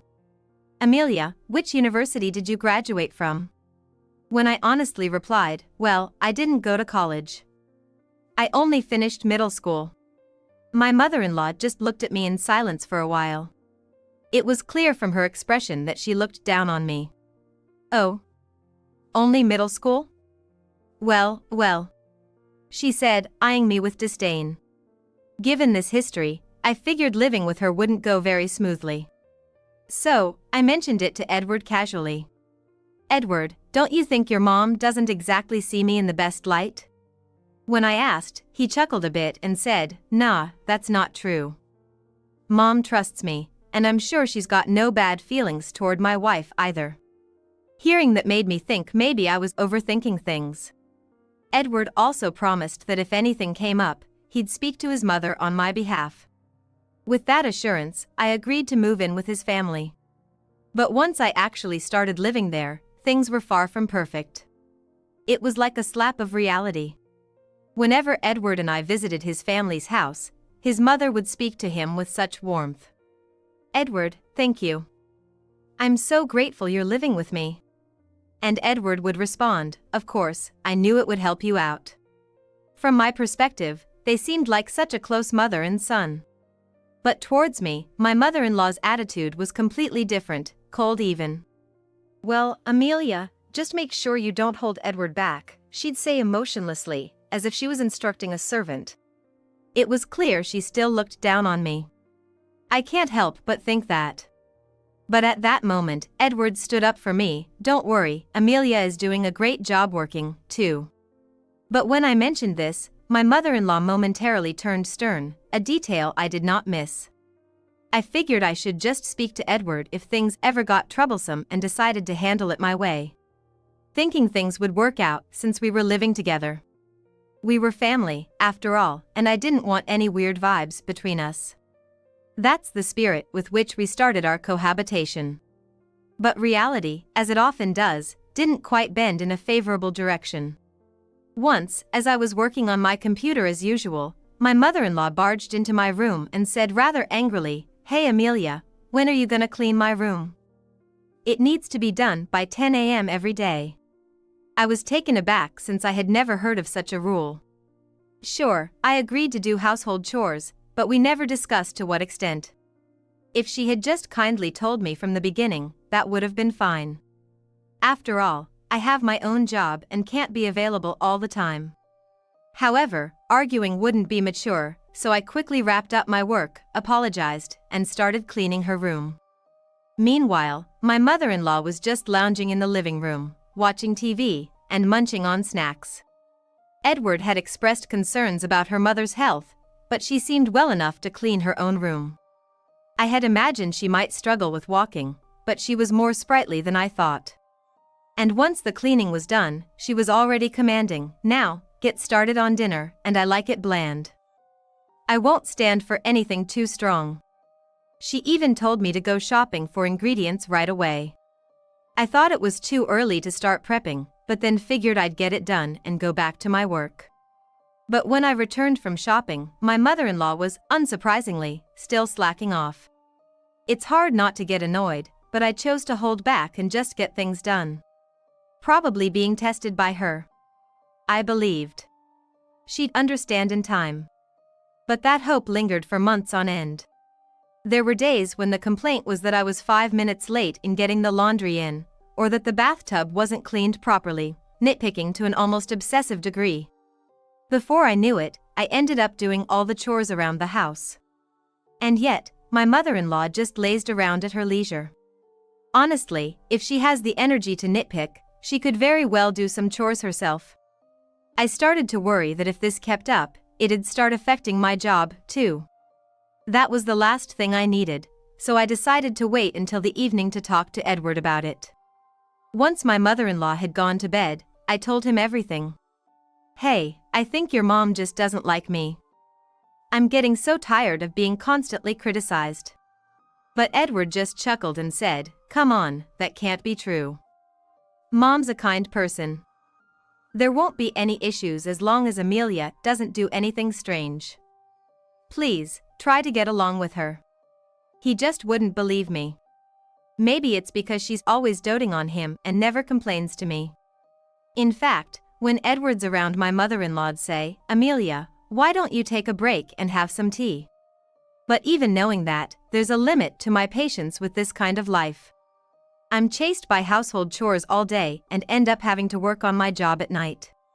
To be honest, my trust in Edward is starting to fade. If nothing changes, I might just collapse from all this stress. And then, in the midst of all this, my mother-in-law dropped a bombshell. "Amelia, I'll be away for about a week, in about 3 months from now, so make sure you keep the house in order, okay?" She sprang this on me out of nowhere, and when I asked, "What's going on?" she said, "Edward suggested we go on an overseas vacation." That's my boy, always knowing how much I love traveling abroad. I'm looking forward to it. I was stunned. Because Edward hadn't mentioned a word of this to me. And to top it off, it sounded like I was being left out, expected to stay behind and house sit. I needed to talk to Edward about this right away, so I brought it up that night. But his response was, "Oh, Mom already told you? But you're coming too, right?" It turned out we had our wires crossed. It seems my mother-in-law had lied to me. Even if Edward wants me to go, there's no way I can enjoy a trip with her. In frustration, I told him, "I don't want to go. I can't possibly have a good time with your mother." And then Edward completely lost it and lashed out, "Amelia, what the heck are you saying? How long are you gonna keep up this childish nonsense? I won't allow you to speak ill of Mom like that. You better reflect on this. It's a vacation abroad for crying out loud, and I want to enjoy it too," he retorted. I was just shocked. I can't believe he won't trust me this far. With things like this, staying in this house has become nothing but agony for me. So, to prove to Edward that what I'm saying is true, I decided to take action the next day. Edward was off work, so the three of us were having breakfast together. That's when I challenged my mother-in-law. "You're trying to exclude me from the trip abroad, aren't you?" My mother-in-law replied with a defiant tone, "Oh, did I say that? Amelia, if you want to come, you should just come along, right?" But Edward interjected. "Hey, Amelia! Don't you get it yet? Apologize to Mom. Why are you being so defiant? You're not a child anymore." Even so, what I said was the truth. I have a stronger desire to clear everything up. I really want Edward to understand. But before I could argue back, my mother-in-law gave me the worst insult. "Well, maybe Amelia should just stay home, right? It's too early for someone like you to travel abroad. You won't appreciate the experience with your lack of education. And besides, lazing around at home every day without working. Do you even deserve to go abroad? You know it, don't you?" I was floored. To think she still believed I was unemployed. I had explained about my job even during our greetings. "I've told you what my job is, haven't I?" When I confronted her, she looked down on me. "What job? Remote work? Don't joke with me. You're just playing on the computer at home. It's been getting on my nerves every day. There's no way you're making money with that. You're just stealing Edward's earnings." She blurted that out. That really made me mad. But before I could retort, she went even further. "I have Edward, and that's enough for me. Edward can speak Spanish and works at a renowned hotel. There's no need to waste his earnings on a woman like you. Uneducated and unemployed. A bottom feeder like you should just leave as soon as possible." She just went on and on. After all her tirades, Edward must have understood what I was saying. As I looked at Edward, he made an unexpected remark. "Well, I can understand how Mom feels. Maybe Amelia needs to cool off a bit," he said nonchalantly, as if he was fed up with me. At that moment, I made up my mind. I can't follow this parent and child anymore. My mother-in-law told me to get out, but I still wanted to confirm.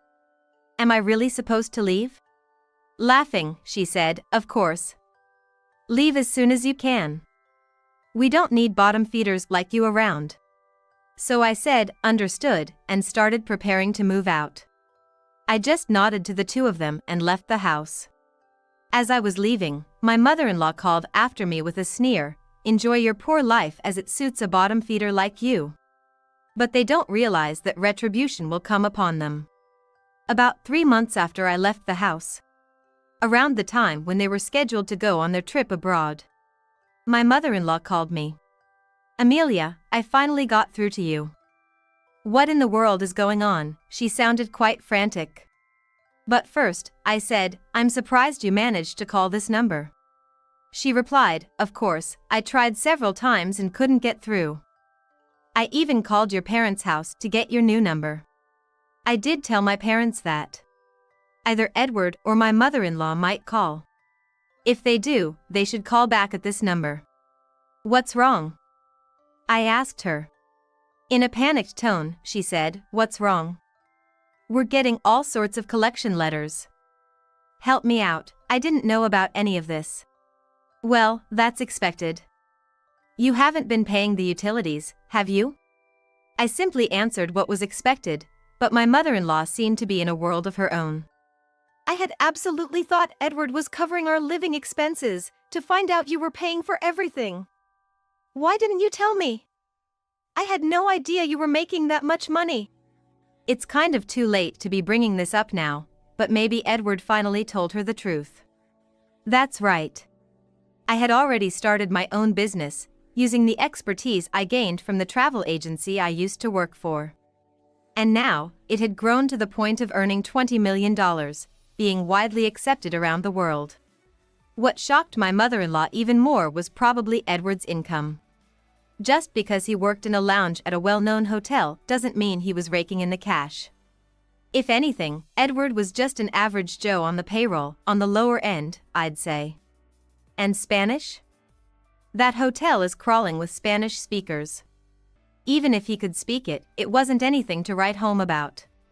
There's no way his income could cover the living expenses for 3 people. In reality, just making ends meet for himself was all he could manage. So it's ridiculous that she hadn't realized until a collection notice came that I was the one paying all the living expenses for my husband's family. But the more I listened to my mother-in-law, the more appalling facts came to light. The reason why she insisted on me living with them wasn't to keep an eye on her. It was because she had been living off my father-in-law's wealth. But, blinded by a temporary influx of cash, she had spent lavishly until there was nothing left. That's when she turned to Edward, who she presumed was earning well. But Edward knew his income was low. And he was somewhat aware of my earnings, which is why he turned to me for help. Hearing this just reconfirmed what a hopeless pair they were.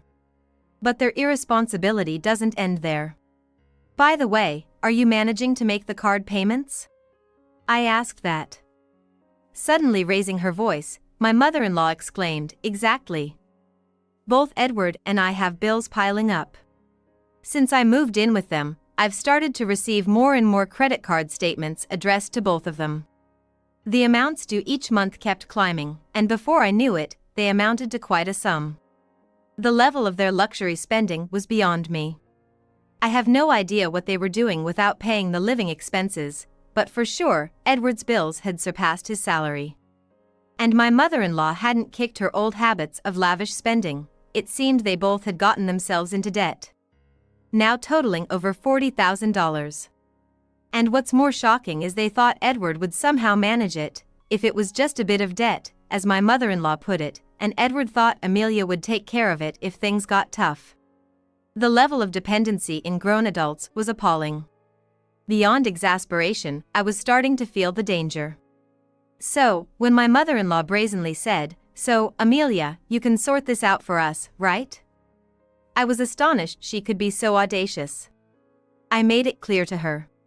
"After all that's been said and done, you're asking for help now?" "There's no way I'm helping." That's when Edward suddenly took the phone. "Hey Amelia. You're my wife, you have a duty to help us out. Do something, we can't pay this off." I couldn't fathom their nerve. But I did offer him a glimmer of mercy. "So, you want to come over? I might consider it if you do." He was immediately enthusiastic. "Oh yeah? You'll let us stay, and you'll sort out the money? Then let's do that. Where's your place?" "I'll head there right now." He was so eager, I had to be honest. "Well, if you can make it." "I'm in Hawaii right now. I have a vacation home here," I said. Both Edward and my mother-in-law couldn't hide their shock. "What do you mean, Hawaii? We can't afford to go there right now." Edward panicked. I calmly replied, "Huh? Weren't you gonna travel abroad? Just swing by Hawaii. Your mother would love it. And you did ask my family for my phone number, right? Didn't you realize it was an international number?" I added, "Oh, and don't forget the cost of this call. It adds up if you're on for a long time." And to drive the point home, I said, "If we get divorced, I might think about helping with the money." To that, Edward was quick to reply, "All right. I got it. Let's just get divorced first then." Seems he had realized his debts were not something he could exchange for anything. So, I told him I'd deliver the divorce papers once I got back to California and ended the call. Was it about a week later? I had returned to California, made sure to have the divorce papers properly written up, and the divorce went through without a hitch. Edward looked quite gaunt, so I guess he's been living pretty lean these last few days. But he mentioned something at that time. Turns out, he had been counting on my money for the overseas trip as well. Hearing that didn't even surprise me anymore. They probably thought I would pay off their debts. But of course, I had no intention whatsoever of doing that. What I proposed was, first of all, for both of them to stop living so lavishly. And then, for Edward and my mother-in-law to work their tails off. I told them if they did, they could eventually pay off the debt and at least manage the bare necessities. When Edward heard this, he lashed out, "Hey, that's not what you promised. You were supposed to think about the debt." But I was like, "That's why I did you a favor, by thinking of a way for you guys to handle your debt repayment. So, good luck. Once you can afford to travel abroad again, I'll invite you to my Hawaii villa," I said with a touch of sarcasm, and left their place. Afterward, they both seemed to be working themselves to the bone from dawn till dusk, barely scraping by. It's probably a good lesson for them, since they've had it easy until now. On a different note, I heard that Jessica also built a house in Hawaii, and I had a reunion with her after so long. She took up a job that took her around the world after graduating middle school and now seems to be a company president just like me. She had her parents come over to the house she bought and they are living it up together. So, I called my parents over from California and we started living here. Now, I sometimes visit Jessica's place. We both feel blessed to be able to give back to our parents, and we encourage each other as we work hard at our jobs. Such a bad husband. Doing this on your wedding day. Well, this is the best way to relax when you're nervous, isn't it? On the wedding day, I glanced into the dressing room and there were Evan and Sarah, entwined without a stitch on. What a pain, this happily ever after wedding show-off of Emily's. That's cruel. What's the main attraction saying? I'm not the main attraction. It's funny though, Emily doesn't look the part of the star either, does she? No matter how much she dresses up, a plain Jane is just a plain Jane. She's just making a spectacle of herself. I was the only one who was swept up in the wedding fever. Until just now, my heart had been racing, but it suddenly calmed down. Sarah looks more fitting in her current indecent form than any white dress. They've insulted me plenty, so why not make them today's main attraction? My name is Emily Smith, and I'm 32 years old. I met him at a social gathering, and after a year, he finally proposed. Not in some fancy restaurant with a sparkling diamond ring, but in our usual pub. His name is Evan. We are both straightforward people. Let's keep this going, we toasted with beers. Even though he proposed, we didn't get married right away. He respected my wish for a modest wedding, so we planned it for a year later. Touring various wedding venues and bridal fairs was a fresh and fun experience. Being called groom and bride made us blush and smile at each other. I had heard about it, but I never realized you can't just rush into a wedding right after deciding to have one. Yeah, I thought a year later was way too far out, but it's actually okay. Right? And the cost we thought was a joke turned out to be real. There's a reason the wedding is set for a year later. Here's this month's share. Thank you. Got it, thanks. I handed over $1,500 to Evan. He quickly counted the bills and pocketed the money. This is for our wedding in a year. We each contribute $1,500 every month, and by the end of the year, we should have saved up around $40,000. Evan's in charge of managing it. $1,500 a month is a lot, but we can do it because we both live with our parents. By the way, which venue looks good to you? I guess your mom's place is nice, right? Actually, my mother works at a wedding venue. I was worried Evan would feel awkward at my mom's workplace, but he was the one who insisted on it. The venue was really nice, and it's a big help that they'll give us the family discount. Evan's practical like that.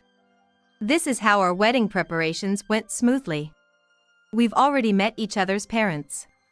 We wanted to discuss things before meeting at the venue, so we started visiting each other's homes more often. It could have been in a cafe, but Evan's mom treats me like family. She says, come over anytime, so I've been hanging out at my in-laws' place. Wow, they have a dessert buffet these days? How can I eat a lot in a tight dress? Oh, Mom, it's a wedding. It would be weird if the groom's mother is just chowing down. That's true, what a shame. We always had such light-hearted discussions. But then Sarah showed up and the atmosphere changed completely. No way. Evan's getting married for real? That's hilarious. As usual, I was visiting my in-laws when she barged in. Without introducing herself, she pointed at me and laughed. Is this who you're marrying? Well, I guess that's about right for Evan.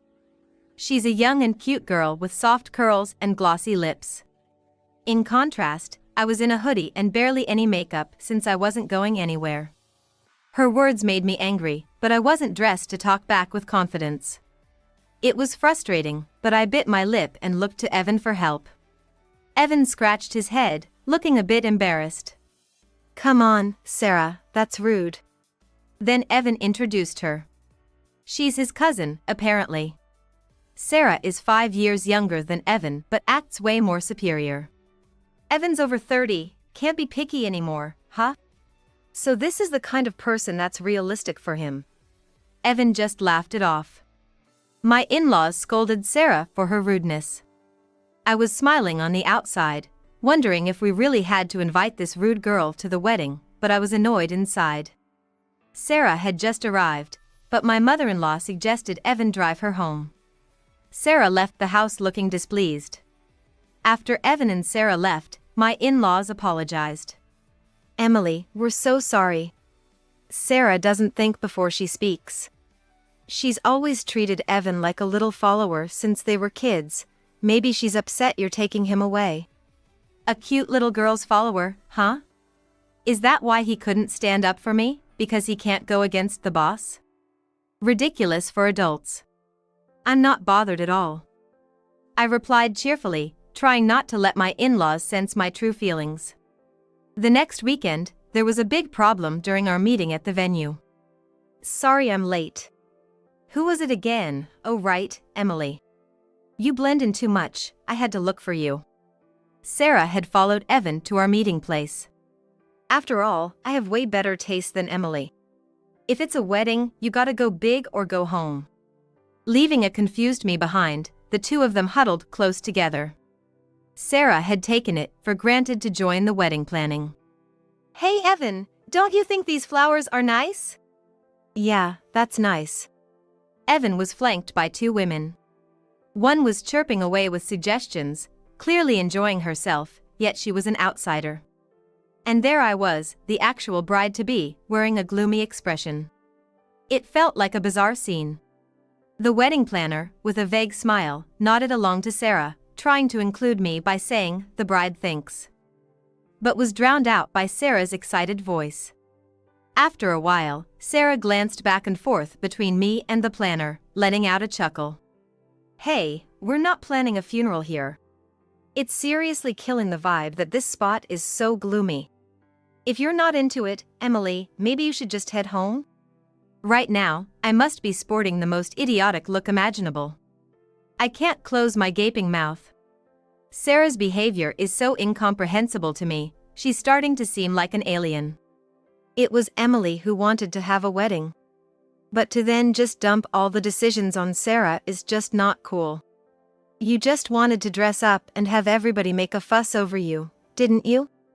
Evan was an alien too. Even though he seemed so normal up until a moment ago, I can't wrap my head around this. It's cool. I love organizing events. I often do barbecues and Christmas parties with friends. Leave the wedding planning to me. You're awesome, Sarah. I'm counting on you. Yeah, I guess. At this rate, my wedding will become Sarah's thing. I want to scream no, I hate this, but no voice comes out. The more I panic, the more my throat constricts. Evan and Sarah are laughing hysterically. Evan. Just then, a voice came from behind. It was slow and polite, not loud but carried well. The laughter from Evan and Sarah stopped. When I turned around, my mother was there. Evan, who is this woman? She seems rather like the bride. Evan quickly distanced himself from Sarah. In a contrived manner, he twined his arm around mine and turned a smile to my mother. I apologize, but you're causing a disturbance for the other couples here, so could you please keep it down a bit? Ah, yes, sorry. Thank you. Then, your companion should be leaving, right? Eh?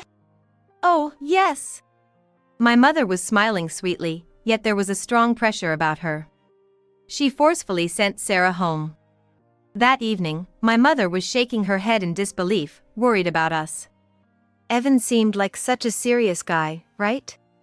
Bringing a woman who looks like a mistress to the wedding planning, what's gotten into him? Evan is Sarah's underling. Underling? After I explained that Sarah was my cousin and the dynamics between them, my mother just shrugged. What's that about? We're not in grade school.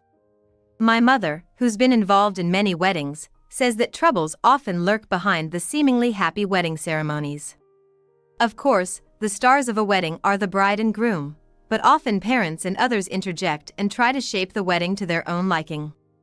I don't care if she's a cousin or a boss, the wedding is for Emily and Evan. Since then, Sarah stopped showing up. Thankfully, the planning proceeded smoothly, but Evan seemed bored. He would only respond with "I think it's fine" to anything asked. Eventually, even his tuxedo was left up to me with a careless "do whatever you like." Not just in the planning, but generally, he's been pretty indifferent towards me. Maybe the reality of marriage is bringing up all sorts of anxieties. We're probably both experiencing cold feet. I remember my mother once said, many couples fight before the wedding. It's understandable since it's a big change. We're supposed to overcome these little bumps and grow as a couple. After several arguments and makeups, a year flew by in no time. It's finally the day of the wedding. Man, I'm nervous. Evan can't seem to sit still, pacing from one end of the bridal suite to the other. The speech we practiced is ready to go. No matter how many times I reassure him with "it's gonna be okay," Evan is still restless. We exchange wry smiles when, without a knock, the door swings open. Hey, where's the bride and groom? My face froze in an instant. It was Sarah. There you are. Haven't you two done your makeup or gotten dressed yet? You're so plain I didn't even notice. Laughing, Sarah was in a stark white dress. And a mini skirt above the knee at that, bare-legged. Such an outfit would seem adorable to a child about 3 years old, but it's preposterous for an adult. She said she came early to get her hair set at the venue. But still, it was too early. I couldn't help but suspect she was here to mock us. Hey, isn't my dress cute? I might even be mistaken for the bride. I didn't want any unpleasantness on this special day. I forced a dry laugh. Soon it was time for my makeup to begin. Ushered by the staff, Sarah left the dressing room. I sat down in front of a large mirror, relieved. But I couldn't see Evan anywhere during the makeup. He must have been nervous and walking around in the lobby, so I went to look for him after finishing.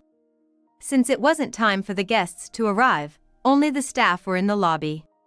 So then, the garden, the restroom. As I pondered and walked down the hall, I stopped in front of the relatives' room. The bride and groom's room is a bright and all-white space. It's luxurious, with a bed and a bathroom even, in the back of the makeup room. We aren't going to stay overnight, when would we even use this? Evan and I had laughed about it. On the other hand, the relatives' room had a more subdued brown palette. I became curious about that relative's room and quietly opened the door. First, I saw the counter where drinks for hospitality would soon be arranged. It was a 2-room suite, with comfy sofas lined up in the room beyond. Evan had said during our venue tour, "I like the relative's room better than the bride and groom's. You can totally crash on those big sofas." As expected, there was a noise coming from the back. But something was off. It sounded like the faint meowing of a cat. And the sofa was creaking unnaturally. My heart was pounding as if it would break. From beyond the thin wall, I heard Sarah's voice. "Such a bad husband. Doing this on your wedding day." I didn't need to see to understand what nasty thing Sarah was up to from the sounds alone. But the other should be someone I don't know. I hoped. But this is the best way to relax before the big moment, isn't it? That was unmistakably Evan's voice. I collapsed on the spot, limp. In a daze, I peeked into the next room. No mistake about it. Evan and Sarah were entwined, naked. Evan, burying his face in Sarah's chest, cooed for one more time. "Are you sure we have time? Is the groom supposed to be doing this?" "It's fine. My prep will take just 10 minutes. Man, I'm so over this Emily's show-off happy wedding." That's terrible. The star of the show's saying that? I'm not the star. It's funny though, Emily doesn't look the part of the star either, does she? No matter how much she dresses up, a plain Jane is just a plain Jane. She's just making a spectacle of herself. Was I the only one excited about the wedding? Suddenly my heart went quiet. Once I calmed down, hatred bubbled up within me for the two of them, entangled with not a stitch on. Sarah suited this scandalous look far more than any white dress. They had spent all this time mocking me, I'd make them the main event of today. After a while, when I stepped out of the dressing room, my mother, with a pale face, rushed over. "I will never forgive this." When I said this firmly, my mother nodded solidly. 20 minutes later. "Huh? Why?" Evan is trying to forcefully open the door to the family waiting room. But it shouldn't open. I borrowed the key from my mother and locked him in. I even rigged a door jamb.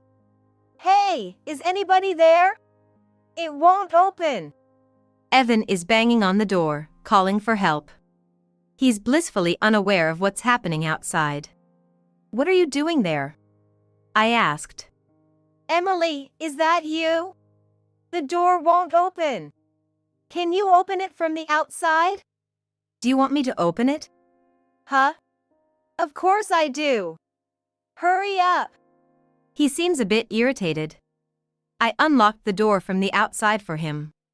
As soon as Evan came out of the dressing room, he grabbed my shoulder. "Why didn't you open it right away?" Evan stopped his motion abruptly.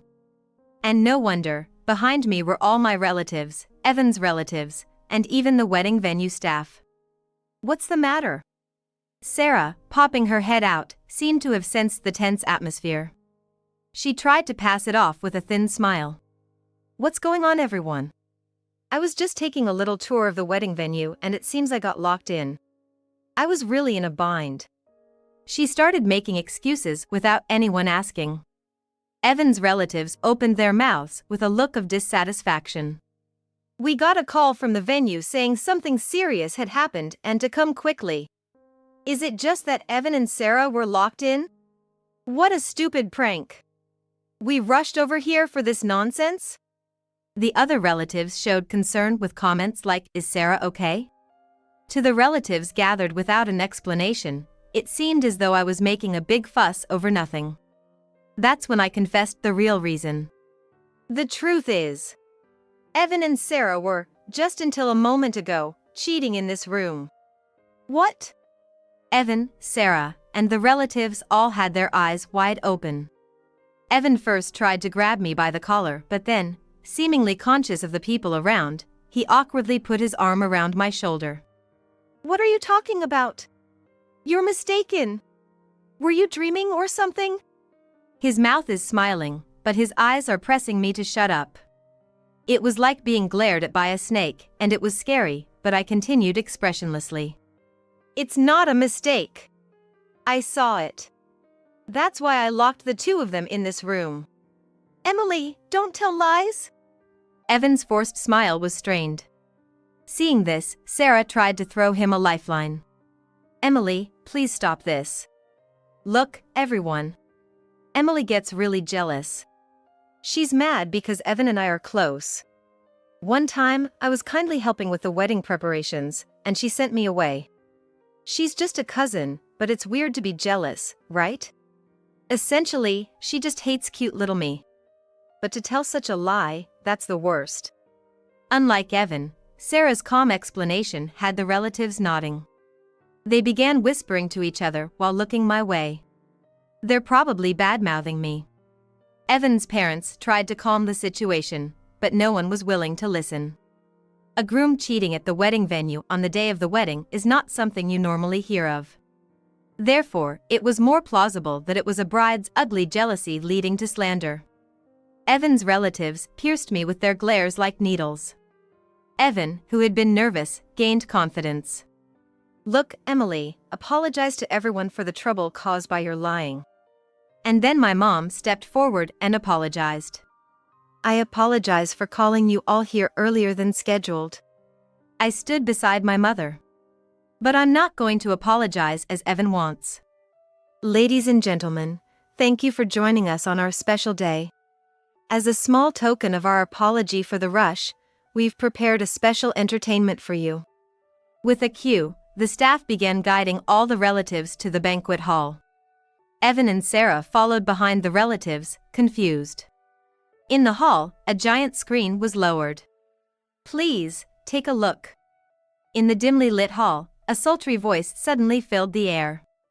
At the same moment, the intimate scenes of Evan and Sarah were projected on the giant screen. Screams erupted from all around. Sarah stood in front of the screen yelling, "Stop it. Turn it off." The scandalous affair was exposed for only a few seconds, but it made for the most exciting entertainment. "Now, I wonder who's lying?" I asked in the silent hall. "Sarah, do you intend to be the bride in that pure white dress? If you're saying that it's not my day to be the center of attention, then surely it must be yours, right? Look, everyone's watching. The stars today are you, Sarah, and Evan."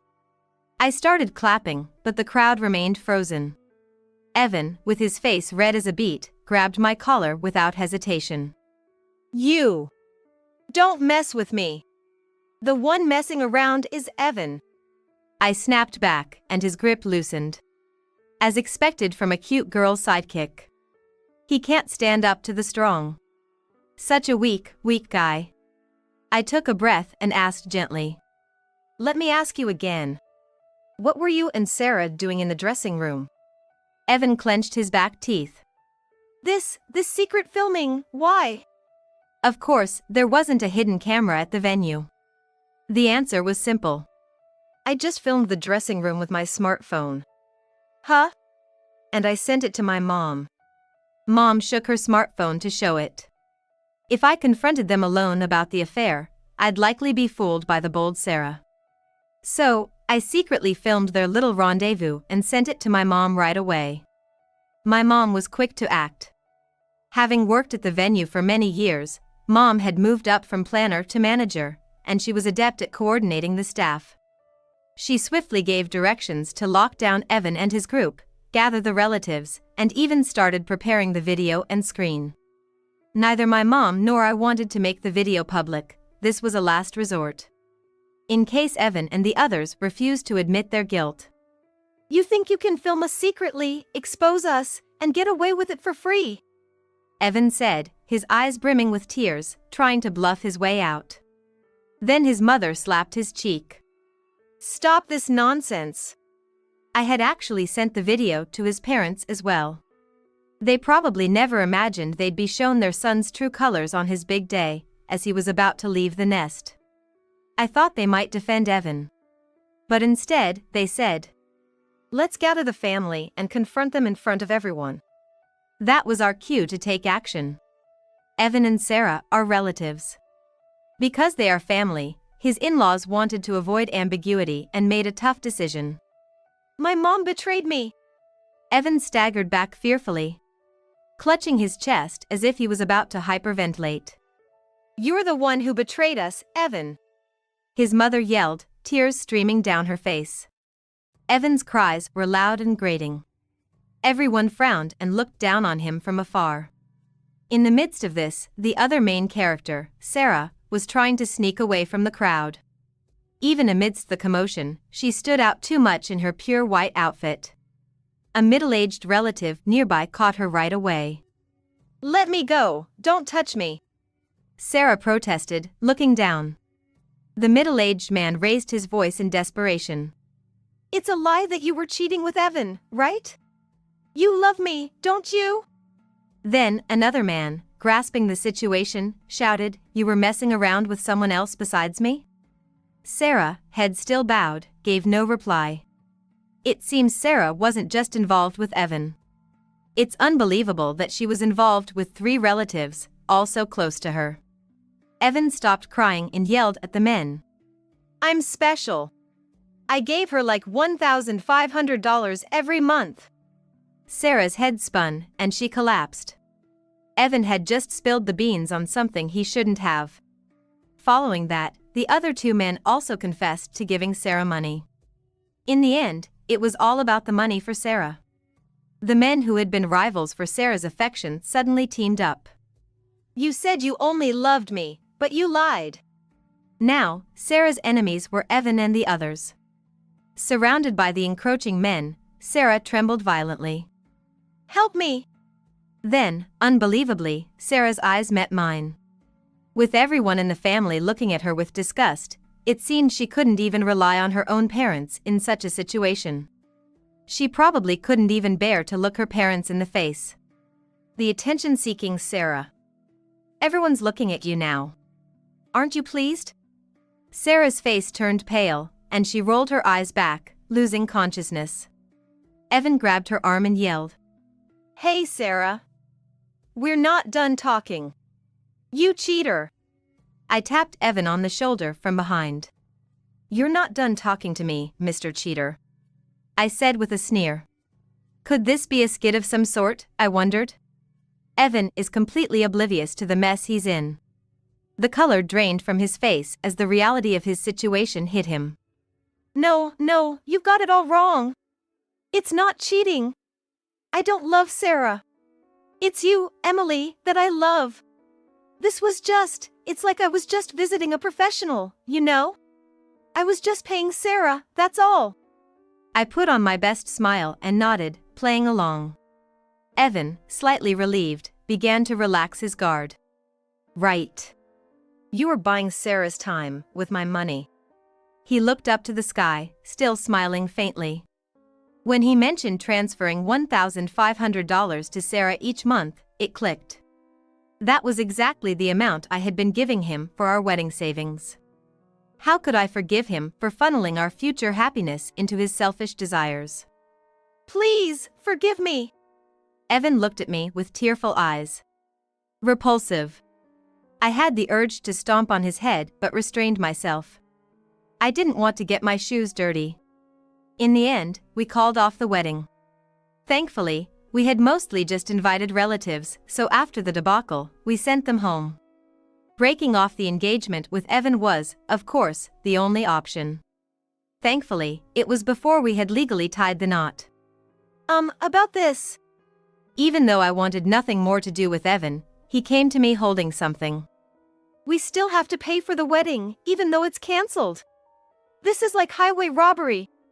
Can you talk to your mother about it? He presented a bill for around $40,000. Of course, we were liable for the full amount as it was the day of the wedding. We could just pay it from our joint savings. I offered generously.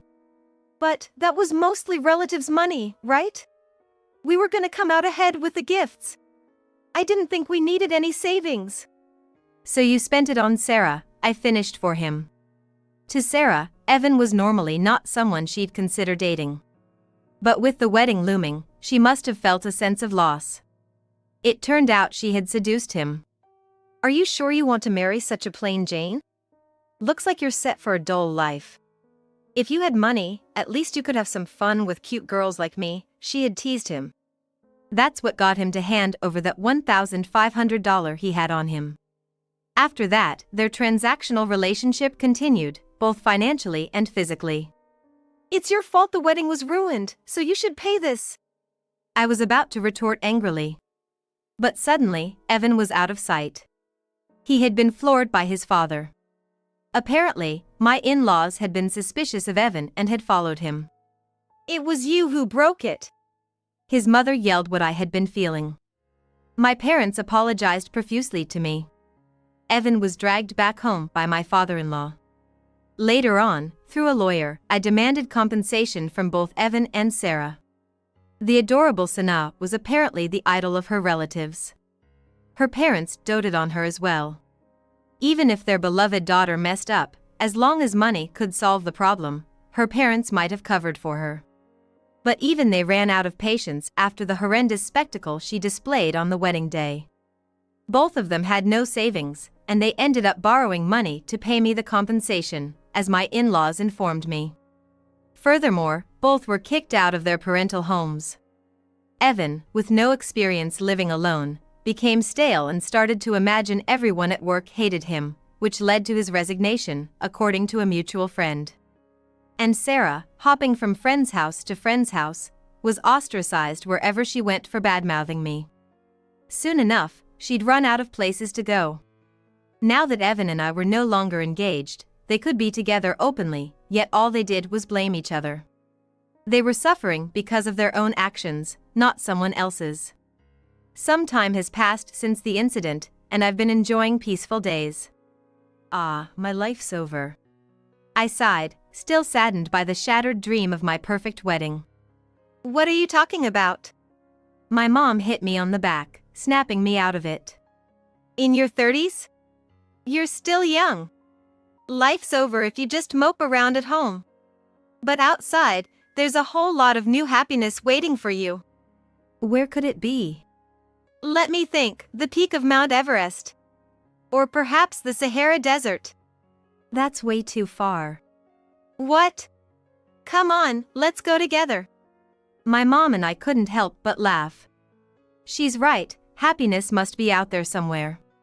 For starters, she's suggesting we hit the spa this weekend. Maybe she just wanted to take a trip with me? No matter where you go, no matter what mistakes you make, you always have a home to return to, Emily. She muttered softly and began to prepare for our spa trip right away. Always strong, always dependable, that's my mom. I realized I'm still protected by her. I haven't given up on the dream of marriage yet. I'll build a bright home and become a mom just like her.